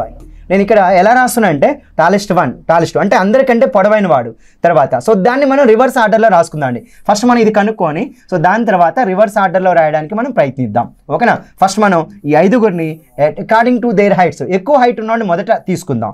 దాని తర్వాత మనం వాడు ఇచ్చిన order ఏంటో రాసుకుందాం అండి. So ఇచ్చిన దాని ప్రకారం చూడండి, కిషోర్ ఈ సెకండ్ టాలెస్ట్ ఇన్ హైట్ అంట. సో కిషోర్ ఈ సెకండ్ టాలెస్ట్ అండి. సో డెఫినెట్గా కే అంటే కిషోర్ అని తీసుకోండి. సో కిషోర్ ఈ సెకండ్ టాలెస్ట్ అని చెప్తున్నాడు. బట్ యంగర్ దాన్ రాజీవ్ అంట. So Kishore is younger than Rajiv అండి. So Kishore is younger than Rajiv అంటే సో కిషోర్ అనేవాడు రాజీవ్ కంటే చిన్నవాడంట. And Prakash is taller than Manish. So Prakash is taller than Manish అంట అండి. So Prakash is taller than Manish అంటే ప్రకాష్ టాలర్ ఎవరికంటే మనీష్ కంటే. So but younger in age అంట, అంటే మనీష్ అనేవాడే ప్రకాష్ కంటే తక్కువ age, younger in age. So అంటే Prakash is younger than Manish. So Prakash is younger దాన్ మనీష్ అండి. అంటే ఇక్కడ సో మనీష్ అనేవాడు పెద్దవాడు, ప్రకాష్ అనేవాడు చిన్నవాడు. Next one, Raju and Manish are of the same age but Raju is the tallest among all 5. ఓకేనా, Rajiv is tallest among all 5 అండి. సో రాజీవ్ అనేవాడు ఇక్కడ రాజీవ్ తీసుకుందాం, రాజీవ్ టాలెస్ట్ అంటున్నాడు. బట్ ఇక్కడ Raju and Manish are the same age అంట. సో రాజీవ్ ఎంత ఏజ్ ఉన్నాడో మనీష్ కూడా అంతే ఏజ్ అని చెప్తున్నాడండి. Now so Nishant is taller than Prakash, Nishant is taller than Prakash అండి. So Nishant is taller than Prakash అంట. So but elder to Rajiv అండి, రాజీవ్ కంటే ఎల్డర్ నిశాంత్, ఓకే పెద్దవాడు. రైట్, ఇక్కడ నాకు అర్థమవుతుంది ప్రకాష్ కంటే నిశాంత్ టాలర్ అంటున్నాడు కాబట్టి. సో ఆల్రెడీ ఇద్దరిని ఫిల్ చేసాం, రాజుని కిషోర్ని. ఇక్కడ నిశాంత్ ప్రకాష్ మనీష్ అండి, నిశాంత్ ఓకే ఇక్కడ ఎన్ని వస్తాడు, సో ప్రకాష్ అండ్ మనీష్ వస్తాడు. ఇక్కడ first tallest, second tallest, third, fourth, fifth అండి. అనమాట ఏమడుగుతున్నాడు, so these 5 boys are made to stand in a row in increasing order of their height. అంటే తక్కువ నుంచి ఎక్కువకి వెళ్ళమంటున్నాడు. మరి తక్కువ నుంచి ఎక్కువ వెళ్ళాలంటే మనీష్ అనేవాడు తక్కువ హైట్ వాడు. సో ప్రకాష్, నిశాంత్, కిషోర్ అండ్ రాజు వీళ్ళు 5గురు అకార్డింగ్ టు దేర్ హైట్స్ అండి. సో వాళ్ళ యొక్క హైట్స్ ప్రకారం అంటే తక్కువ నుంచి ఎక్కువకి అరేంజ్ చేసామండి. తక్కువ నుంచి ఎక్కువకి మనీష్, ప్రకాష్, నిశాంత్, కిషోర్, రాజు కాబట్టి ఒక క్వశ్చన్ ఏమంటున్నాడు, then which position does the eldest boy stand అంట.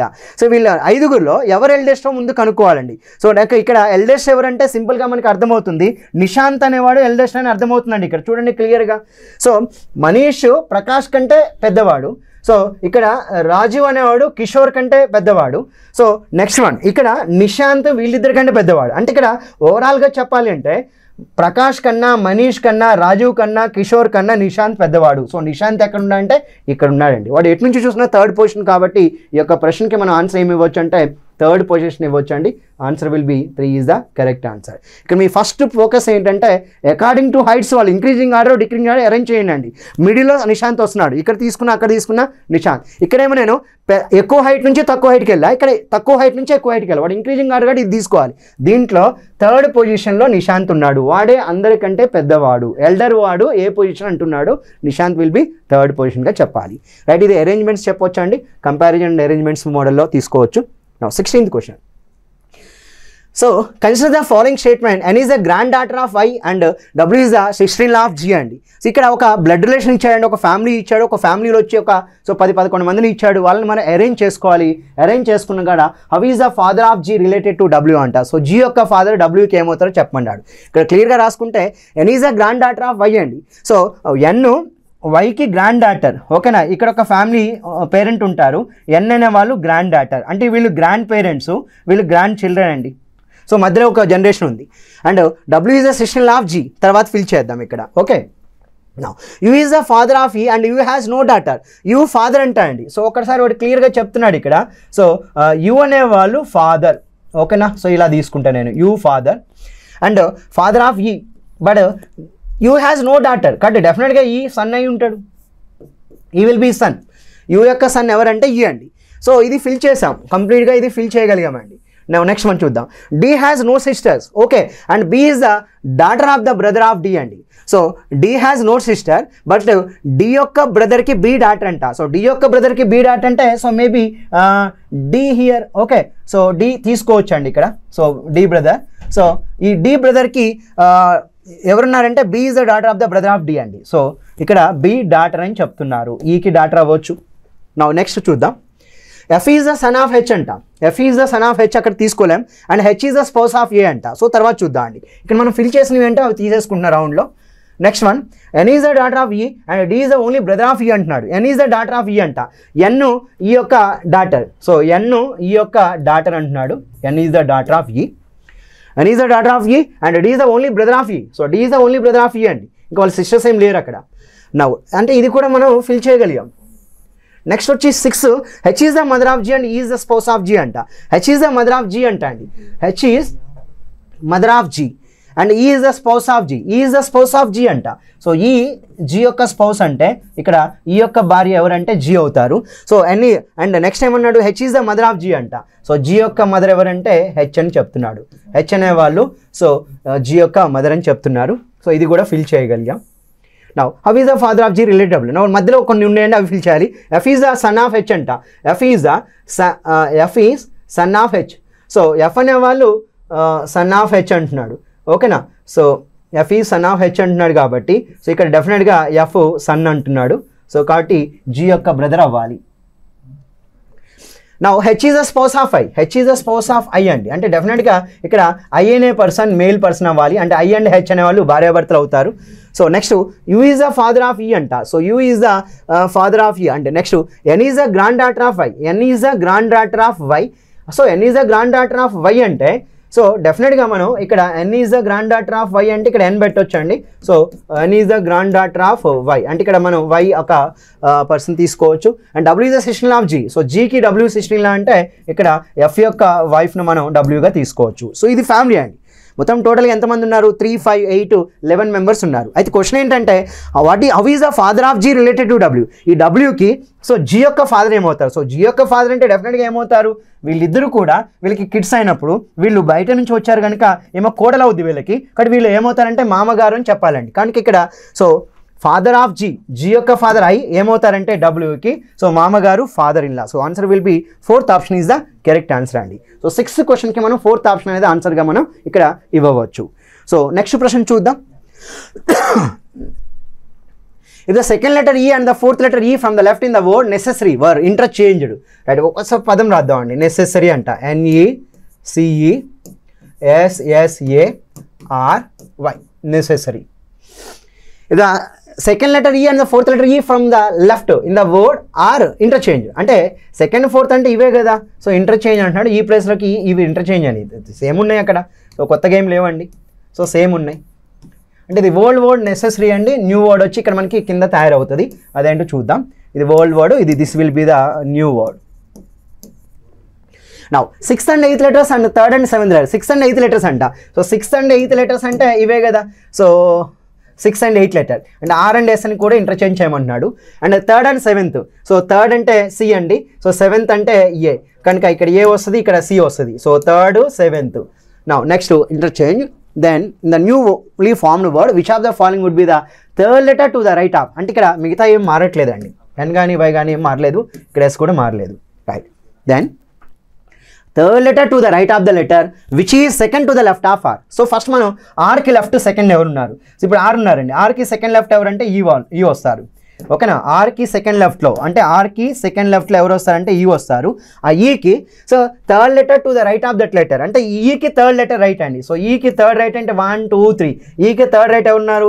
SRC అండి. So your answer will B C is the correct answer. 3rd option అండి. అంటే ఇక్కడ ఆర్కి సెకండ్ అంటే సెకండ్ లెఫ్ట్ ఈ అవుతారు. ఆ ఈకి 3rd రైట్ అంటున్నాడు. 1, 2, 3 అండి. సో C అవుతారు. కనుక ఈకి 3rd రైట్ అంటే C అవ్వాలి. కనుక ఆన్సర్ విల్ బి ఇక్కడ 3rd ఆప్షన్ సమాధానంగా మనం ఈ యొక్క 17వ ప్రశ్నకి ఇవ్వచ్చు అండి. మీరు క్వశ్చన్ బుక్లోకి వెళ్ళి ఈ 17వ ప్రశ్న ఇక్కడ నేను రాసానంటే నేను సీక్వెన్స్ 6, 1 to 26 ఇచ్చాను. 26 క్వశ్చన్. మీరు ఇప్పుడు ఆ క్వశ్చన్ నెంబర్ ఏంటో చూసుకొని రాసుకోండి. సో కంప్లీట్గా దీనికి PDF కావాలనుకుంటే సొల్యూషన్స్ బ్రీఫ్గా మీకు డీటెయిల్గా సొల్యూషన్స్ కావాలనుకుంటే మీరు ఇక్కడ ఏదైతే స్క్రోల్ అవుతుందో ఆ నెంబర్లో మేము ఒక 93 అనే నెంబర్తో ఉన్నది కదా. సో ఆ నెంబర్కి హాయ్ అని పెట్టమని చెప్పాను. మీరు హాయ్ పెట్టండి. నేను మీకు PDF రూపంలో సో ఈ 26 questions Telugu and English with solution మీకు వెంటనే మీకు అందజేస్తాను. నెక్స్ట్ 18th వన్ చూద్దాం. 5 men ABCD are sitting in a row opposite the woman PQRST who are sitting in a row facing north అంట. Right. Not necessary in the same order. So మన యొక్క నేను రాసిన so magical book on రీజనింగ్లో కూడా ఈ model question ఉందండి. So మీకు ఇప్పుడు నేను చెప్పిన ప్రశ్నలు చాలా ప్రశ్నలు కూడా నా బుక్ నుంచి వచ్చాయి మీకు. సో ఇక్కడ చూడండి 2 rows ఉన్నాయంట. సో 1, 2, 3, 4, 5%. ఇక్కడ ఉన్న వాళ్ళు వీళ్ళకి ఆపోజిట్ ఉన్నారు. కాకపోతే ఇక్కడ ఉమెన్ ఉండాలంటున్నాడు. ఉమెన్ అనే వాళ్ళు నార్త్ డైరెక్షన్లో ఉండాలి. ఆ ఉమెన్ ఎవరంటే PQRST అంటున్నాడు. ఈ PQRSTలు ఇక్కడ నార్త్ సైడ్ ఉన్నారు. సో మిగతా మెన్ ఎవరైతే ఉన్నారో ABCD ఉన్నారు కదా, వాళ్ళు అదే ఆర్డర్ కాదు, వాళ్ళు సౌత్లో ఉంటారండి. రైట్. ఇప్పుడు నేను సౌత్ అనుకోండి, నాకు ఏ ఉన్నా ఏ అంటే ఏకి లెఫ్ట్ ఇది అవుతుంది, రైట్ ఇది అవుతుంది. అదే ఇక్కడ కూర్చున్న పర్సన్ నార్త్ అంటే వాళ్ళకి రైట్ అది అవుతుంది, లెఫ్ట్ ఇది అవుతుంది. అయితే క్వశ్చన్ ఏం చెప్తుందో చూడండి. 5 women PQRST who are sitting in a row facing north, not necessarily in the same order. The woman opposite to C is to the immediate right of T. So first వాడు ఏదైతే information ఇచ్చాడో so the woman opposite to C is to the immediate right of T అంట. So వాడు ఏం చెప్తున్నాడంటే so 2 వ్యక్తులు ఉన్నారండి. వీళ్ళలో టీకి రైట్ ఎవరైతే ఉన్నారో వాళ్ళు Cకి ఆపోజిట్ అంట. అది first condition. The women opposite to C. Okay, Cకి ఆపోజిట్లో ఉమెన్ ఉంటారు, వాళ్ళు రైట్ ఆఫ్ టీకి రైట్లో ఉండాలంట. Now P is second to the left of S అంట. సో P అనేవాడు ఎస్కి సెకండ్ లెఫ్ట్ ఉండాలి. సో P అనేవాడు ఎస్కి సెకండ్ లెఫ్ట్ ఉండాలంటే ఈ పొజిషన్ అండి, అంటే Pకి ఎస్కి మధ్యలో ఒకళ్ళు ఉంటారు. Now D is opposite to P అంట. So D is opposite to P అంటే సో సింపుల్గా మనం ఇలా తీసుకోవచ్చు, D and P opposite to each other. ఓకేనా? Now next one, so B is not opposite to S and T, అంటే ఎస్కి కానీ టీకి కానీ ఆపోజిట్లో B అనే పర్సన్ రాకూడదు. అది ఇంపార్టెంట్ పాయింట్ అండి అది. Okay, now so the man Q is opposite the man who is to the immediate left of D అంట. సో D ఉన్నాడు, సో D అంటే మెన్ అండి. సో టాప్న ఉన్నారు కనుక, వాళ్ళు సౌత్ డైరెక్షన్ ఉన్నారు కనుక సో Dకి లెఫ్ట్ అంటే ఇటు వెళ్ళాలి. ఆ Dకి ఇమీడియట్ లెఫ్ట్ ఎవరైతే ఉన్నారో వాడు Q is opposite the man who is to the immediate left of D అంట. అంటే ఇక్కడ చూడండి, Dకి ఇప్పుడు ఇది D అండి, ఆ Dకి ఇమీడియట్ లెఫ్ట్లో ఎవరైతే ఉన్నారో వాడు ఎక్కడ ఉన్నాడంట, క్యూకి ఆపోజిట్లో ఉన్నాడంట. ఓకే, డీకి ఇమీడియట్ లెఫ్ట్లో ఉన్నాడు, క్యూకి ఆపోజిట్. అంటే ఇక్కడ మనం సింపుల్గా ఇలా తీసుకున్నాం అనుకోండి, డీకి లెఫ్ట్ ఇదండి, సో వాడికి ఆపోజిట్లో క్యూ ఉన్నారంట. Okay, so E at the left end of the men's row అంట. సో మెన్స్ రోస్లో ఈ లెఫ్ట్ ఎండ్ అని చెప్తున్నాడండి. So E will be the left end of the men's row అంటున్నాడు, E will be at the left end of the men's row. Okay, right. The person opposite to C, okay ఇది left hand అని చెప్పుకోవచ్చు అండి మనం. So the persons opposite to C and Q R respective అని చెప్తున్నాడండి, opposite to right. ఇప్పుడు ఇక్కడ చూడండి, సింపుల్గా చెప్పాలి అంటే సార్ ఇక్కడ ఇచ్చిన ఇన్ఫర్మేషన్ ప్రకారం అయితే మనం ఇక్కడ ఇప్పుడు ఏబిసిడి మెన్ పైన ఉంటారు, ఇక్కడ పీక్యూఆర్ఎస్టీ వచ్చి ఇక్కడ డౌన్ ఉంటున్నారు అన్నాడు. అయితే ఇక్కడ చూడండి క్లియర్గా చూస్తే D opposite P and D opposite P అంటున్నాడు కాబట్టి డెఫినెట్గా ఇక్కడ పి ఉంటారు, అంటే పీ కామా క్యూ పక్క పక్కన రావాలి. నెక్స్ట్ పీ కామా క్యూ పక్క పక్కన అంటే ఇక్కడ పీక్యూఎస్ ఫిల్ చేయొచ్చు అండి, పీక్యూఎస్ ఫిల్ చేయొచ్చు. ఓకే, నా పీక్యూఎస్ ఇక్కడ ఫిల్ చేయొచ్చు అంటే ఇక్కడ మనం పీక్యూఎస్ ఫిల్ చేయడం లేదండి, ఎందుకంటే ఇక్కడ డి ఉండాలి, అంటే పీక్యూఎస్ వచ్చి ఇటు రావాలి. సో లేదు అంటే ఇటు రావాలి. సో చూద్దాం ఇక్కడ, సో పీక్యూఆర్ఎస్టీ అన్నాడు. Okay right. ఇంకొకటి కండిషన్ ఉందండి, బి ఆపోజిట్లో ఎస్ కానీ టీ కానీ రాకూడదని చెప్తున్నాడండి, బి ఆపోజిట్లో ఎస్ కానీ టీ కానీ రాకూడదని చెప్తూ ఉన్నాడు. కనుక ఒక దగ్గర మనం స్టార్ట్ చేయాల్సిందండి, బిగిన్ చేద్దాం. ఇక్కడ ఒక దగ్గర స్టార్ట్ చేద్దాం. స్టార్ట్ చేసినప్పుడు ఇక్కడ చూడండి. ఓకే, ఫర్ ఎగ్జాంపుల్ నేను ఇప్పుడు దీంతో స్టార్ట్ చేద్దాం. ఓకే, దాంతో స్టార్ట్ చేస్తే ఇక్కడ ఈ ఆల్రెడీ ఉంటాడు కనుక, సో లేదు అంటే ఇక్కడ ఇది సి అండి, ఇది సి అనుకుందాం. అప్పుడు డెఫినెట్గా ఇక్కడ టీ రావాలి. ఓకేనా? సో ఇది సి అయితే ఇది డెఫినెట్గా ఇక్కడ టీ అవ్వాలి, ఎందుకంటే ఉమెన్ టీ ఉన్నారు, ఎందుకంటే సికి ఇమీడియట్గా ఎవరైతే లెఫ్ట్ ఉన్నారో ఆపోజిట్ టు టీ అంటున్నాడు కనుక. ఓకేనా? నెక్స్ట్ ఎస్కి టీకి ఆపోజిట్లో బి అనే పర్సన్ అయితే రాకూడదండి, ఎస్కి టీకి ఆపోజిట్లో బి అనే పర్సన్ రాకూడదు. నెక్స్ట్ వన్, ఇక్కడ ఒకసారి క్లియర్గా మీరు చూస్తే పీక్యూఎస్ పక్క పక్కనే ఉన్నారండి, కానీ పీక్యూఎస్ పక్క పక్కనే ఇక్కడ పీతో స్టార్ట్ చేయాలి, ఇక్కడే స్టార్ట్ చేయాలి, ఎందుకంటే ఇక్కడ డెఫినెట్గా డి ఇవ్వాలి కనుక. సో డి ఆపోజిట్లో పీ రావాలి కనుక పీక్యూఎస్ ఎక్కడ ఇవ్వాలి, అక్కడ పీక్యూఎస్ ఇస్తామంటే ఇక్కడ డెఫినెట్గా ఆర్ రావాలి. నౌ ఎస్కి టీకి ఆపోజిట్లో బి ఉండకూడదు కాబట్టి ఎస్ ఇక్కడ కాబట్టి ఇక్కడ బి రాడు, ఇక్కడ బి వస్తాడు కాబట్టి ఆటోమేటిక్గా ఇక్కడ ఏ రావాలి, అంటే అక్కడ ఏ రావాలండి. సో ఒకవేళ అక్కడ ఈ వచ్చింది అనుకోండి, ఇక్కడ ఏ రావాలి ఎనీహౌ. సో అక్కడ లెఫ్ట్ అంటున్నారు కాబట్టి ఇక్కడ ఈ పెడితే ఇక్కడ ఏ రావాలి. ఓకేనా? రైట్. ఇప్పుడు చూడండి ఒకసారి క్లియర్గా చూసుకుంటే మనం ఇక్కడ ఈ తీసుకుంటే then who are opposite to C and Q అన్నాడు. సో సికి ఆపోజిట్లో ఆర్ ఉన్నాడండి, క్యూకి ఆపోజిట్లో బి ఉన్నారు కనుక ఇక్కడ ఈ రావాలి లెఫ్ట్ హ్యాండ్, ఇక్కడ ఏ రావాలి. అంటే ఇక్కడ సి ఆపోజిట్లో ఎవరున్నారు అంటే ఆర్ ఉన్నారు. ఓకే, నా క్యూ ఆపోజిట్లో ఎవరున్నారంటే బి ఉన్నారు. So for this question answer will be RB. Option 2 is the second answer, R comma B అనేది ఆన్సర్గా తీసుకోవాలి. So very very very important model question అండి. సో ఇది గ్రూప్ 1 టీజీపీఎస్సీ గ్రూప్ 1 2022, 23, 24లో 1 ఆఫ్ ది ఇయర్లో కూడా ప్రిలిమ్స్ పేపర్లో మనకి ఈ ప్యాటర్న్ క్వశ్చన్ మనకి ఇవ్వబడింది. మరొక ప్రశ్న చూద్దాం. 19. 3 statements followed by 2 conclusions are given in the position. You have to take the 3 given statement to be true even if they seem to be at the variance from a commonly known facts and that decide which of the given conclusion logically follows the statement. అంటే ఇది syllogism అనే topic అండి. కొన్ని statements ఇచ్చాడు 3, మనకి కొన్ని conclusions ఇచ్చాడు.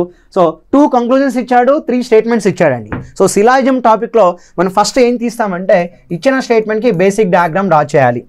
No bus is a car, all cars are scooters అంట. Yes, all cars are scooters అంటున్నాడు. సో కార్స్ అన్నీ కూడా స్కూటర్స్ అని చెప్తున్నాడండి, all cars are scooters. Next one, so some scooters are cycles అంటున్నాడు, సమ్ స్కూటర్స్ ఆర్ సైకిల్స్ అంటున్నాడు. But no bus is car అంటే bus car touch అయ్యే అవకాశం లేదండి. No bus is car, all cars are scooter, some scooters are cycles. Right. So that is the basic diagram. Now go through the conclusion. So one conclusion is positive. So some cycles are definitely cars అంటున్నాడు positive. So no car is cycle అంటున్నాడు negative. ఒక positive ఇచ్చాడు, ఒక negative ఇచ్చాడండి. మరి some cycles are definitely cars అంటున్నాడు. So cycles cars touch అవ్వట్లేదు, but definitely some cycles are cars అంటున్నాడు. కాబట్టి పాజిటివ్ ఫాల్స్ అండి. So based on our bullet points in syllogism topic, logical deduction topic, the positive conclusion is false for the for BD, then such conclusion does not follows. కాబట్టి ఇక్కడ డెఫినెట్గా ఈ first conclusion అనేది follow అవ్వదని చెప్పాలి. No car is cycle అంటున్నాడు, మరి negative ఇచ్చాడు. ఎప్పుడైతే మనకి నో కార్ ఈ సైకిల్ అనేది నెగిటివ్ అవుతుందో ఆ నెగిటివ్ ట్రూ అవుతుంది. నో కార్ ఈ సైకిల్ కరెక్టే కదా. సో నెగిటివ్ ఇచ్చాడు, అది నెగిటివ్ ట్రూ. మరి నెగిటివ్ అంటున్నాడు, ట్రూ అంటున్నాడు కాబట్టి దీనికి మనం నెగేషన్ తీసుకొని నెగేషన్ ప్రకారం ఆన్సర్ చెప్పాలండి. సో నెగేషన్ ఆఫ్ 2 అండి. So no car is cycle అంటే మనం దీనికి negation some cars are cycles రాయొచ్చు. సమ్ కార్స్ ఆర్ సైకిల్స్ రాయొచ్చు. ఎప్పుడైతే మనకి సమ్ కార్స్ ఆర్ సైకిల్స్ అంటున్నాడు అంటే ఇక్కడ మనం ఏం చేస్తామంటే ఈ కార్స్కి సైకిల్స్ అంటే టచ్ చేస్తామండి. సమ్ కార్స్ ఆర్ సైకిల్స్ అంటున్నాడు. ఇప్పుడు ఇది లేదనుకుందాం, ఇప్పుడు ఇది ఆల్టర్నేట్ డయాగ్రామ్ అవుద్దండి. ఆల్టర్నేట్ డయాగ్రామ్ మన స్టేట్మెంట్స్కి వ్యాలిడ్ అవ్వాలి. No bus is car, all cars are scooter, some scooters are cycle. Right, very good. అంటే నెగేషన్ ఏమవుతుందంటే ట్రూ అవుతుంది. ఎప్పుడైతే మనకి నెగేషన్ ట్రూ అయిద్దో ఆటోమేటిక్గా ఒరిజినల్ ఏమవుద్దంటే ఫాల్స్ అవుద్ది. అంటే ఆటోమేటిక్గా సెకండ్ కూడా ఫాల్స్ అవుతుంది. ఫస్ట్ ఆల్రెడీ ఫాల్స్ అయింది, సెకండ్ కూడా ఫాల్స్ అయింది. కాబట్టి for the given question neither conclusion 1 Nar conclusion 2 అంటే రెండు తీర్మానాలు. సో మనం అంటే మనం ఇక్కడ 2 తీర్మానాలు సరైన కాదని చెప్పొచ్చండి. నైదర్ 1 నార్ 2 ఫాలోస్ అని చెప్పాలి. సో ఆన్సర్ విల్ బి 1 అండి. నౌ 28th ప్రశ్న చూద్దాం. సో ఇంతకుముందు ఇచ్చింది సిలాయిజం అండి, 1 క్వశ్చన్ ఇచ్చాడు. నా ఇక్కడ సో ప్రవచనం 1 ప్రవచనం 2 అంటున్నాడు. సో ఇది 2 ప్రవచనాలు ఇవ్వబడ్డాయి. కారణం ప్రభావాలు అంటే ఇక్కడ మనకి కాజ్ అండ్ ఎఫెక్ట్ అని చెప్తూ ఉంటామండి. ఈ టాపిక్ని మనం జనరల్గా కాజ్ అండ్ ఎఫెక్ట్ అని చెప్తూ ఉంటాం. సో ఇక్కడ క్వశ్చన్ తెలుగులో ఇవ్వబడింది, చూద్దాం. సో కారణం ప్రభావముల దృష్ట్యా ఈ 2 ప్రవచనాల మధ్య గల సంబంధం ఏదో తెలపండి. ప్రవచనం 1, గత సంవత్సర కాలంగా కొత్తగా నిర్మితమైన ప్లాట్ల అమ్మకాలు గణనీయంగా తగ్గిపోయాయి. సో లాస్ట్ 12 months నుంచి వాడు ఏమంటాడంటే కొత్తగా ఏవైతే కన్స్ట్రక్షన్ అయ్యే ఫ్లాట్స్ అవి ఒక సేల్స్ అనేవి తగ్గిపోయాయని చెప్తున్నాడు. అదొక ప్రవచనం చెప్తున్నాడండి. సో తగ్గిపోయాయి. నెక్స్ట్ 1 ప్రవచనం 2, కొన్ని నెలలుగా వినియోగదారులు ఇంటిపై తీసుకున్న అప్పుకు సంబంధించి సమాన నెలవారీ వాయిదాలు బ్యాంకులకు సరిగా చెల్లించట్లేదు. సో ఇక్కడ కూడా వాడు ఏం చెప్తున్నాడంటే ఇక్కడ వాళ్ళు ఈఎంఐస్ ఏవైతే ఉంటాయో అవి చెల్లించట్లేదంట. సో ఇక్కడ ఒక విషయం ఏంటంటే సంవత్సర కాలంగా కొత్తగా నిర్మితమైన ప్లాట్ల అమ్మకాలు గణనీయంగా తగ్గిపోయాయి. సో ప్లాట్స్ సేల్స్ గణనీయంగా తగ్గిపోయాయంటే మార్కెట్ డౌన్ అయి ఉంటుంది లేదా ఇన్ఫ్లేషన్ అయి ఉంటుందండి. సో ఆర్థిక మాంద్యం వచ్చి ఉండొచ్చు. సో దానివల్ల ఏంటంటే సేల్స్ అనేవి తగ్గిపోయినాయి. అదొక కాజ్ అండి. నెక్స్ట్ 1, గత కొన్ని నెలలుగా వినియోగదారులు ఇంటిపై తీసుకున్న అప్పుకు సంబంధించిన సమాన నెలవారీ వాయిదాలు బ్యాంకులకు సరిగా చెల్లించట్లేదు. సో బ్యాంకులకి ఈఎంఐలు సరిగా చెల్లించలేదంటే మేబీ అది సో ఒక కరోనా టైం ఉందనుకోండి. సో దాదాపుగా చాలామంది ఈఎంఐస్ కూడా పే చేయలేదు అంటే అది ఒక కారణం. అంటే ఇక్కడ మనం సింపుల్గా చెప్పాలంటే ఇక్కడ ఇవి రెండు కూడా ఎఫెక్ట్సేనండి. ఏం ఎఫెక్టు? సో ప్లాట్స్ అమ్మకాలు సేల్స్ అనేవి తగ్గిపోయినాయి, ఇది ఒక ఎఫెక్టు. నెక్స్ట్ ఈఎంఐస్ సరిగా చెల్లించట్లేదు, ఇది ఎఫెక్ట్ ఎందుకు వచ్చింది? ఈ రెండింటికి ఏదో కారణం ఉండుంటుంది. మరి ఆ కారణం ఏదో ఉండుంటుందండి. సో అదేంటో మనకి తెలుసా అంటే తెలియదు. అదేమై ఉండొచ్చు, కరోనా వచ్చి ఉండొచ్చు. కరోనా రావడం వల్ల శాలరీ సరిగా అందకపోవడం వల్ల ఈఎంఐస్ కట్టకపో ఉండొచ్చు. లేదా సో సేల్స్ ప్లాట్ల యొక్క సేల్స్ అనేవి సో కన్స్ట్రక్షన్ అయినా కానీ ఖాళీగా ఉండుంటాయి. సో అదొక రీజన్. అంటే ఇక్కడ మనకి ఏవైతే ఎఫెక్ట్ ఉందో ఈ 2 ఎఫెక్ట్లకి ఒక రీజన్ ఉంటుంది. ఆ కామన్ రీజన్ ఏంటనేది మనకి తెలియదండి. కాబట్టి ఇక్కడ ఏమని చెప్పుకోవచ్చు అంటే క్రింది వాటిలో ఏది సరైనది? 1 మరియు 2 ఒకే కారణంకు సంబంధించిన ప్రభావాలే. 2 కారణం కాగా మరి దాని ప్రభావం 1 తప్పండి. 1 కారణం కాగా దాని ప్రభావం 2. 1, 2 వేరు రీజన్స్ అండి. ఓకేనా? వేరు ఓకే. 1 మరియు 2 విభిన్న కారణాల ప్రభావాలే. సో తప్పేది. అంటే ఇక్కడ మనకు 2 కూడా ఇక్కడ మనం సింపుల్గా చెప్పుకోవాలి అంటే ఇక్కడ 1 minute అండి. Question I will check it. Right. So 1 మరియు 2 ఒకే కారణం సంబంధించిన ప్రభావాలే అండి. ఇక్కడ మన ఆన్సర్ విల్ బి చాయిస్ 1 అని చెప్పుకోవచ్చు. ఎందుకంటే ఇక్కడ ఇదొక ఎఫెక్ట్ అండి. ప్లాట్లు సేల్స్ అవ్వట్లేదు, ఇంకోటి ఈఎంఐ సరిగా చెల్లించలేదు. ఇవి 2 ఎఫెక్ట్లే. ఈ 2 ఎఫెక్ట్లు ఏమై ఉంటాయి? సమ్ రీజన్ అయి ఉంటుంది. ఆ రీజన్ ఏంటో మనకి తెలియదు. బట్ ఇక్కడ సో 1 మరియు 2 ఒకే కారణానికి సంబంధించిన ప్రభావాలని ఆన్సర్గా మనం ఇవ్వవచ్చు అండి. Right. So next 21st question. ఇది కాజ్ అండ్ ఎఫెక్ట్ నుంచి ఇచ్చాడు. ఒక ప్రవచనం దాని వెంబడి 3 వాదనలు క్రింద ఇవ్వబడి అవి వాదనలు ఇచ్చిన ప్రవచనాన్ని గట్టిగా సమర్థిస్తున్నాయా లేదా గుర్తించండి. వృత్తి విద్యా కోర్సుల్లో ప్రవేశానికై ప్రవేశ పరీక్షల్లోని ర్యాంకు ఆధారంగా కాకుండా అర్హత పరీక్షలో సాధించిన మార్కుల ఆధారంగా ప్రవేశాలు కల్పించవచ్చా అన్నాడు. అంటే ఒక స్టేట్మెంట్ ఇచ్చాడు.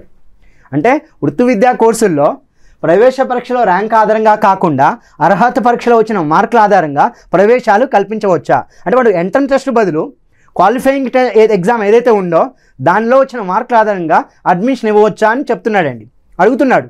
సో దానికి 3 వాదనలు చెప్పారు. సో 3 ఆర్గ్యుమెంట్స్ ఉన్నాయి. మరి ఈ 3 ఆర్గ్యుమెంట్స్లో ఏవి స్ట్రాంగ్గా ఉంటాయో ఆర్గ్యుమెంట్ వాటిని తీసుకోవాలి. ఒక విషయం చెప్పండి, ఎంట్రన్స్ ఎగ్జాము లేకుండానే ఫర్ ఎగ్జాంపుల్ ఇంటర్మీడియట్ ఉందండి, ఇంటర్మీడియట్లో పాస్ అయితేనే ఎంసెట్ ఎగ్జామ్కి అర్హత. అంటే ఇంటర్లో పాస్ అయిన స్టూడెంట్ మాత్రమే ఎంసెట్కి అర్హత పొందుతాడు. ఎంట్రన్స్ ఎగ్జామ్ అనేది ఇక్కడ ఎంసెట్ అవుద్ది.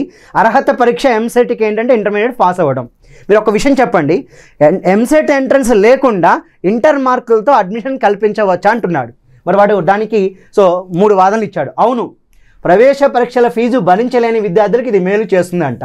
సరే ఒక విషయం చెప్పండి, ఎంట్రన్స్ ఎగ్జామ్కి అప్లై చేయడానికి మహా అంటే ఫీజు 500, 750 రూపాయలు, 1000 రూపాయలు. సో కొంతమందికి ఎస్సీ ఎస్టీలకి అయితే ఫ్రీగానే కల్పిస్తున్నారు. కనుక ఇక్కడ ఎంట్రన్స్ ఎగ్జామ్ లేకుండా ఓన్లీ అర్హత మార్కులతోనే అడ్మిషన్ ఇవ్వచ్చు అనేది వృత్తి విద్యా కోర్సుల్లో. అది ఎందుకు అంటున్నాడంటే ఇక్కడ ప్రవేశ పరీక్షకి ఎక్కువ డబ్బులు అవుతాయి అంట. అది అబద్ధం అండి. ఎందుకంటే ప్రవేశ పరీక్షకి ఎక్కువ డబ్బులు ఉన్నాయని చెప్పి ఓన్లీ అర్హత మార్కులతోనే ప్రవేశ పరీక్ష లేకుండా వృత్తి విద్యా కోర్సులు అంటే మెడికల్ ఆర్ ఇంజనీరింగ్ వీటిలో మనం అడ్మిషన్ అనేది ఇవ్వడం కుదరదు. కాబట్టి ఇక్కడ నాకు తెలిసి ఇక్కడ మొదటిది వ్యాలిడ్గా స్ట్రాంగ్ ఆర్గ్యుమెంట్ అయితే కాదండి. This is a week argument. ఓకేనా? ఒక రకంగా చెప్పాలంటే వీక్ ఆర్గ్యుమెంట్ అని మనం చెప్పుకోవచ్చు. అంటే డబ్బులు ఎక్కువ అవుతున్నాయి కాబట్టి ఎంట్రన్స్ ఎగ్జామ్కి మన మార్కులతోనే అడ్మిషన్ ఇవ్వని చెప్తున్నాడు. అది వీక్ ఆర్గ్యుమెంట్ అవుద్ది. అవును, అర్హత పరీక్షలలో మంచి మార్కులు పొందిన చాలామంది విద్యార్థులు ప్రవేశ పరీక్షల్లో ఉత్తీర్ణులు కాలేకపోతున్నారంట.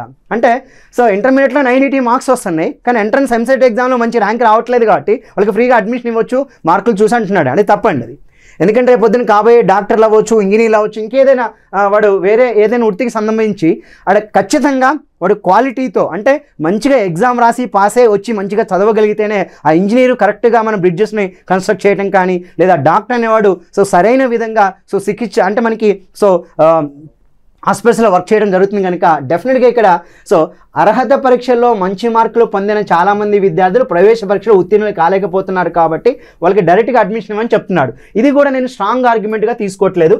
This will be week argument అండి, వీక్ ఆర్గ్యుమెంట్. థర్డ్ వన్ చూడండి, వాదన ఏం చెప్తుందో ఆర్గ్యుమెంట్. కాదు, వివిధ విశ్వవిద్యాలయాలు లేదా బోర్డులు నిర్వహించే పరీక్ష నిర్వహణలో కానీ మూల్యాంకన పద్ధతిలో కానీ ఒకే ప్రామాణికత లేదు.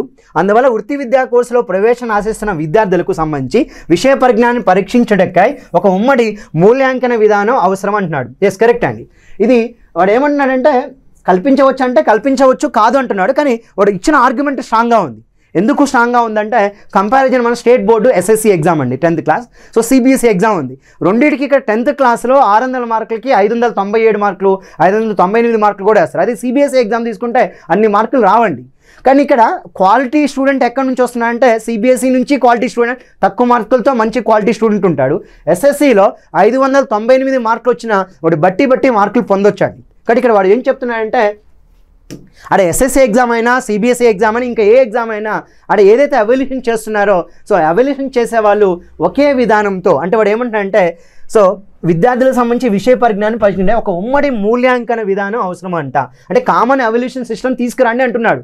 అదే కదా మనకి ఇక్కడ ఎన్పిఎస్ ఎన్ఈఎస్ ఇక్కడ మనకి నేషనల్ ఎడ్యుకేషన్ పాలసీ ఏం చెప్తుందంటే కామన్ సిలబస్ అండి. ఇండియా మొత్తం కూడా ఏ విద్యార్థి అయినా ఒక కామన్ సిలబస్ చదవాలని చెప్తుంది. అది ఇంకా ప్రవేశపెట్టలేదు. ఫ్యూచర్లో మనకి వస్తుంది. ఇదే చెప్తుంది. కాబట్టి ఇక్కడ డెఫినెట్గా మనం ఇక్కడ ఈ థర్డ్ వన్ ఏదైతే చెప్తుందో దాన్ని మనం స్ట్రాంగ్ ఆర్గ్యుమెంట్గా తీసుకోవచ్చు. కనుక 3 మాత్రమే బలమైన వాదన. 21st క్వశ్చన్కి option 1. Only 3 is the strong argument. Now 22nd చూద్దాం. ఒక ప్రవచనం వెంటనే 2 తీసుకోవాల్సిన చర్యలు ఇవ్వబడ్డాయి. ఓకేనా? రైట్. ప్రవచనంలోని సమస్య పరిష్కారానికి ఏ చర్య అనుసరించాలో గుర్తించాలి. ఇక్కడ మనకి కోర్స్ ఆఫ్ యాక్షన్ అండి. మన తయారీదారులు అంతర్జాతీయ విపణిలో వారి ఉత్పత్తులను అమ్ముకోవడంలో కఠినమైన పోటీని ఎదుర్కొంటారు. అంటే ఇంటర్నేషనల్ మార్కెట్లో మన ప్రోడక్ట్స్ ఏవైతే ఉంటాయో వాటిని సేల్స్ అవ్వడానికి వాళ్ళు హెవీ కాంపిటీషన్ రావాల్సి వస్తుందంట. ఓకేనా? ఇంటర్నేషనల్ మార్కెట్లో మన ప్రోడక్ట్స్కి సేల్ అవ్వడానికి చాలా హెవీ కాంపిటీషన్ ఉందంట. దానికి చర్యలు కోర్స్ ఆఫ్ యాక్షన్ ఏం తీసుకోవాలి చెప్తున్నాడు. ఉత్పత్తి చర్యలు తగ్గించుకోవడానికి అంటే ఉత్పత్తి ఖర్చులు తగ్గించుకోవడానికి నాణ్యమైన ఉత్పత్తుల తయారీకి మరి వాటి ధరలు తక్కువగా ఉండడానికై ప్రభుత్వం ఆకర్షణీయమైన ప్రోత్సాహకాలను తయారీదారులకు కల్పించాలి.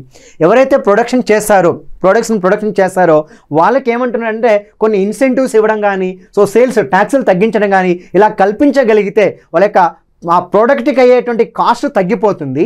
అప్పుడు తక్కువ ప్రైస్కే వాళ్ళు అమ్మగలుగుతారు కాబట్టి వాళ్ళు కూడా ఇంటర్నేషనల్ మార్కెట్లో కాంపిటీషన్లో పార్టిసిపేట్ చేయవచ్చు. అంటే ఇక్కడ మనం తప్పకుండా ఇది సరైన కోర్స్ ఆఫ్ యాక్షన్ కానీ మనం మాట్లాడుకోవచ్చు. అంటే గవర్నమెంట్ వాళ్ళకి ప్రొడక్షన్ ఎవరైతే ఇస్తున్నారో ప్రొడక్ట్స్ తయారు చేస్తున్నారో వాళ్ళకి ఇన్సెంటివ్స్ రూపంలో ప్రత్యేకమైన ప్రభుత్వ ఆకర్షణీయమైన ప్రోత్సాహకాలు తయారీదారులకు కల్పించాలి. ఆ తయారీదారుడు ఎవరైతే ఉన్నారో వాళ్ళకి ప్రత్యేకమైన ఆకర్షణీయమైనటువంటి ఇన్సెంటివ్స్ లాంటివి ఇవ్వగలిగితే వాడు మంచి ప్రోడక్ట్ని అంటే తక్కువ కాస్ట్కి నెక్స్ట్ వన్ దానివల్ల ఏమవుతుందంటే తక్కువ కాస్ట్కి ప్రోడక్ట్ని ప్రొడ్యూస్ చేయగలిగితే సేల్స్ కూడా ఎక్కువ పెరిగే అవకాశం ఉంటుందని చెప్తున్నాడండి.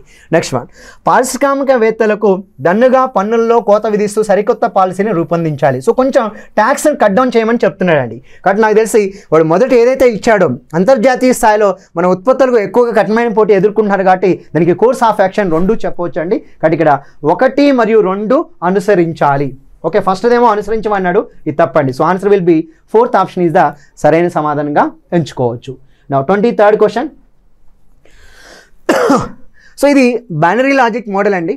జనరల్గా ఒక లయర్ ఉంటాడు, ఒక ఆల్టర్నేటర్ ఉంటారు, ఒక ట్రూత్ టెల్లర్ ఉంటారు. ఈ ప్యాటర్న్లోనే మనకి ఇక్కడ ఏం చెప్తున్నాడంటే PQRR 3 women and LMNR husbands of PQR not necessarily in the same order.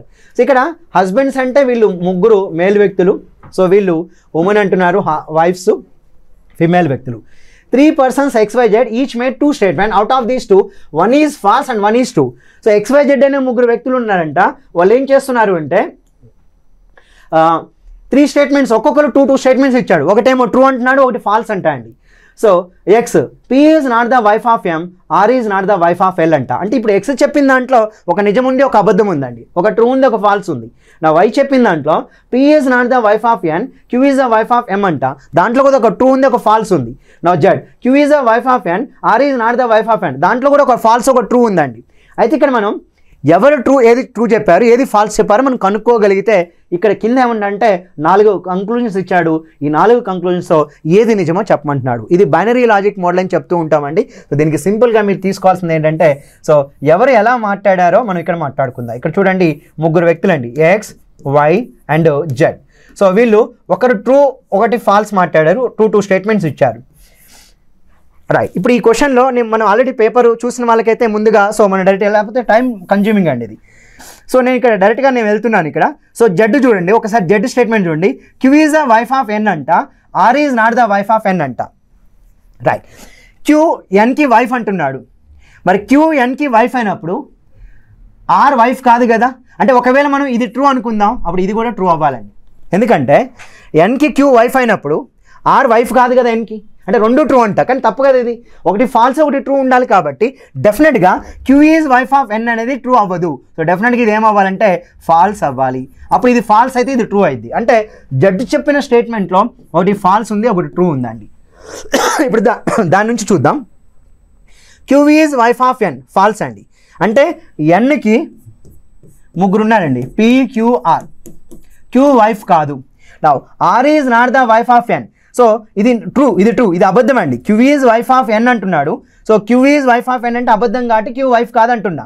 Next R is not the wife of N, ఇది ట్రూ కాబట్టి Nకి R వైఫ్ కాదు. అంటే డెఫినెట్గా మనకి ఇక్కడ అర్థమవుతుంది ఏంటంటే Nకి వైఫ్ ఎవరు అంటే ఇక్కడ మనకి కంక్లూజన్ మనం ఏం తీసుకోవచ్చు అంటే P తీసుకోవచ్చు.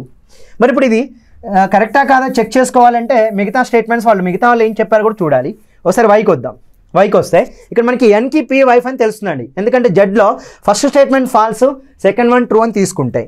నా Y చూద్దాం. P is not the wife of N అంట. P is not the wife of N.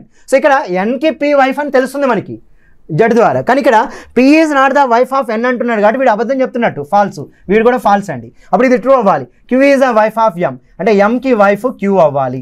అంటే వీడు కూడా ఇది నిజం చెప్తున్నట్టు. అంటే ఫస్ట్ స్టేట్మెంట్ ఫాల్స్ అండి, సెకండ్ వన్ ట్రూ. మరి X ఏం చెప్తుందో చూద్దాం.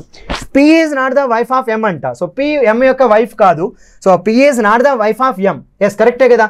So P is not the wife of M అండి, కరెక్ట్ అండి, ఇది ట్రూ, ఇది ఫాల్స్ అండి. బట్ ఎనీహౌ మనకి ఇక్కడ అర్థమవుతుంది ఏంటంటే సో ఎక్స్ ఫస్ట్ ది statement true, second one false, వైది ఫస్ట్ ఫాల్స్ సెకండ్ ట్రూ, జెడ్ది first false second one true అండి. అప్పుడు నాకు ఎన్కి ఆపోజిట్లో పి అంటే ఇక్కడ మనకి ఎన్ యొక్క వైఫ్ పి చెప్పొచ్చు, ఎం యొక్క వైఫ్ క్యూ చెప్పొచ్చు, ఇంకా ఉంది ఎల్ అండి. ఎల్కి ఎవరు వస్తారంటే వైఫ్ ఆర్ వస్తారు. మరి 3 స్టేట్మెంట్ చదువుదాం. R is the wife of L అంట, R is the wife of L, yes true. Q is not the wife of N, yes true.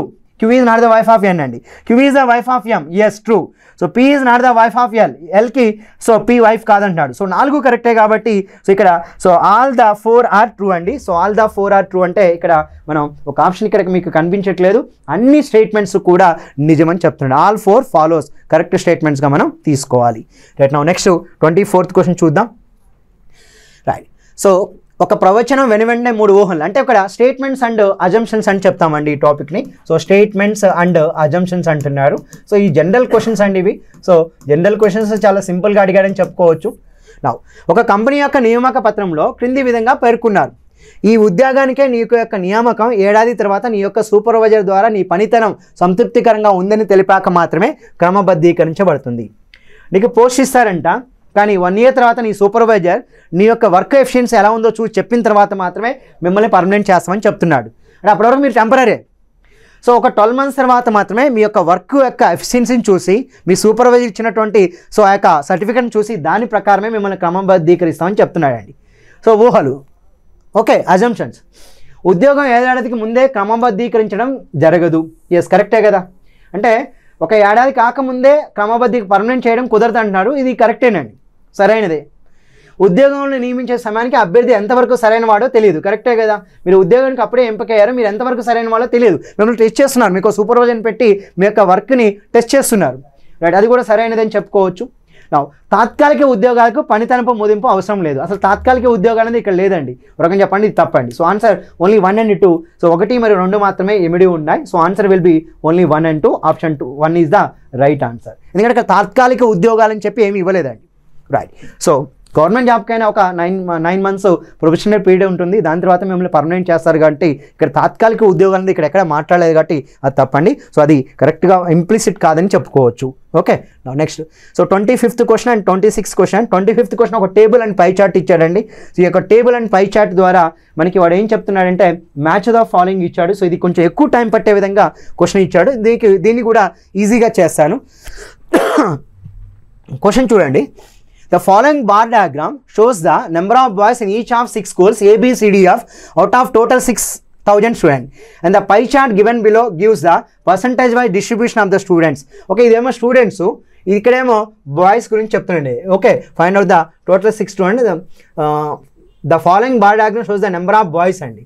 ఇదేమో స్టూడెంట్స్ అని చెప్తుంది, ఇదేమో బాయ్స్ గురించి చెప్తుంది, అదేమో స్టూడెంట్స్ గురించి చెప్తుంది. అంటే ఇదేమో టోటల్ స్ట్రెంగ్త్ గురించి చెప్తుందండి, టోటల్ స్ట్రెంగ్త్.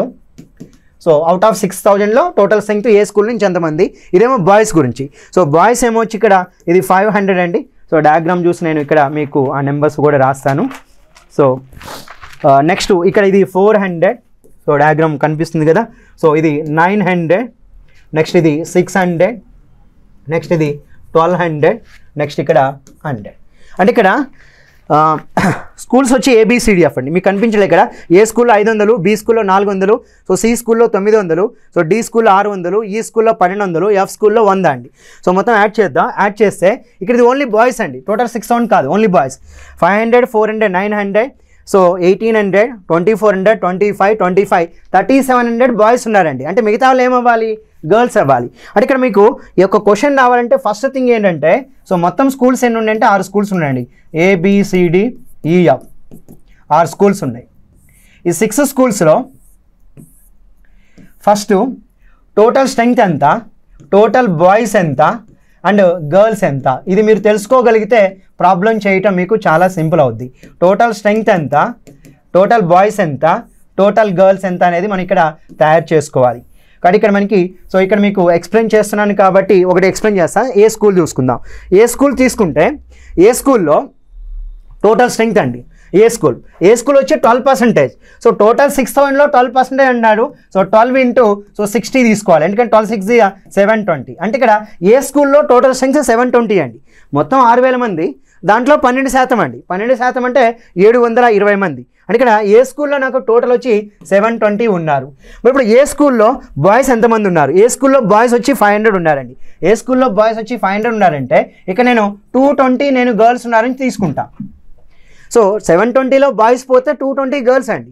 ఇప్పుడు బి స్కూల్ చూడండి. సో బి స్కూల్ తీసుకుంటే, సో బి స్కూల్ ఇప్పుడు ఏ స్కూల్ అయిపోయింది కదా, బి స్కూల్ 9% అండి. 960 540 ఓకేనా. సో 9 ఇంటూ 6,000లో 1% 60 అండి. సో 9% అంటున్నారు కదా, 9 ఇంటూ 60 విల్ బి 540. బి స్కూల్లో 400 ఉన్నారు కదా, రైట్. సో ఇక్కడ 540. సో ఇది 400 బాయ్స్ అంటే 140 గర్ల్స్ ఉంటారు. నా నెక్స్ట్ వచ్చేసరికి సి స్కూల్, ఓకేనా, అంతే కదా. సి స్కూల్ తీసుకుంటే సి స్కూల్లో బాయ్స్ వచ్చి 900 అండి. అసలు సి స్కూల్ స్ట్రెంగ్త్ ఎంత? 26. సో 26 ఇంటూ 60 అండి, రైట్. ఇక్కడ జాగ్రత్తగా చూడండి, 26 ఇంటూ 60 0 6 6 36 6 2 అంటే 1560 అండి. So 6 6 36 6 2 12 plus 3 15 1560. దాంట్లో 900 ఉన్నారు. సో 1560 900 వీళ్ళు బాయ్స్ ఉన్నారంటే గర్ల్స్ వచ్చి 660 మంది ఉంటారండి, అంతే కదా, రైట్. నా డి స్కూల్ చూద్దాం, ఓకేనా, రైట్. ఒక్కసారి పై చార్ట్లో కూడా చూడండి, అక్కడ 26 9% 12%. నా నెక్స్ట్ వచ్చేసరికి మనకి డి స్కూల్ 18% అండి. సో 18% అంటే సో 18 ఇంటూ 60 అండి.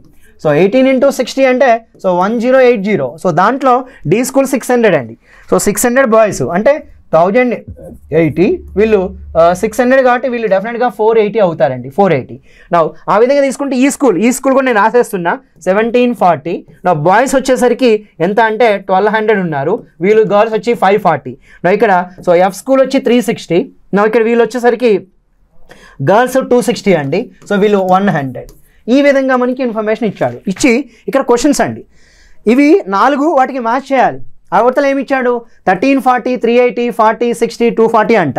The difference between the number of boys and the number of girls in the school C అంట. సో స్కూల్ సి చూడండి, బాయ్స్కి గర్ల్స్కి తేడా డిఫరెన్స్ ఎంత అంటే 900 600 అండి. 900కి 600కి డిఫరెన్స్ ఎంత అంటే ఏ ఎంతతో మ్యాచ్ అవ్వాలి అంటే, సో సి స్కూల్లో బాయ్స్కి గర్ల్స్కి డిఫరెన్స్ ఎంత? 900 660 అంటే 340 అండి, అంతే కదా. సో సారీ 240 కదా, 900 660 అంటే 240, ఏ 240 అండి. మరి ఏ 240 అంటే 245లో ఉంది, అంటే డెఫినెట్గా ఏని దేంతో మ్యాచ్ చేయాలంటే 5తో మ్యాచ్ చేయాలి. Now second one, the number of boys in school B is less than the number of students in school E. So school E lo enta 1740, boys in school B anta, school B lo boys enta 400. 1740 400 difference enta ante 1340 andi. So 1340 అంటే so B వచ్చి మనకి ఇక్కడ 1340 ఇచ్చున్నాడు, ఓకేనా. So 1340 అంటే B అక్కడ 1 చెప్పాలి. A5B1 అండి. A5B1 ఉన్న ఎన్ని ఉన్నాయి? సో డెఫినెట్ ఆప్షన్ 2 ఆప్షన్ 3 కాదు, అయితే 1 అవ్వాలి 4 అవ్వాలండి, రైట్. ఇప్పుడు మనం ఇంకోటి కూడా కనుక్కోవాల్సి వస్తుంది, మనం సి కూడా కనుక్కోవాలి. సో సి ఏం question? The difference between the number of girls in school D the number of boys in school F is అంట. Okay, number of girls in school D, డిలో గర్ల్స్ ఎంత? 480. And number of boys in school F అంట, F boys ఎంత? 100. అంటే ఇక్కడ డిలో girls 480 అంటే 480 100 difference 380 అండి. 380 అంటే సో డెఫినెట్గా సి 2 అవ్వాలి. సో సి 2 అవ్వాలి. సో సి వచ్చి 380, రైట్, 380 అండి. అంటే ఆటోమేటిక్గా డి కనుక్కోవాలి.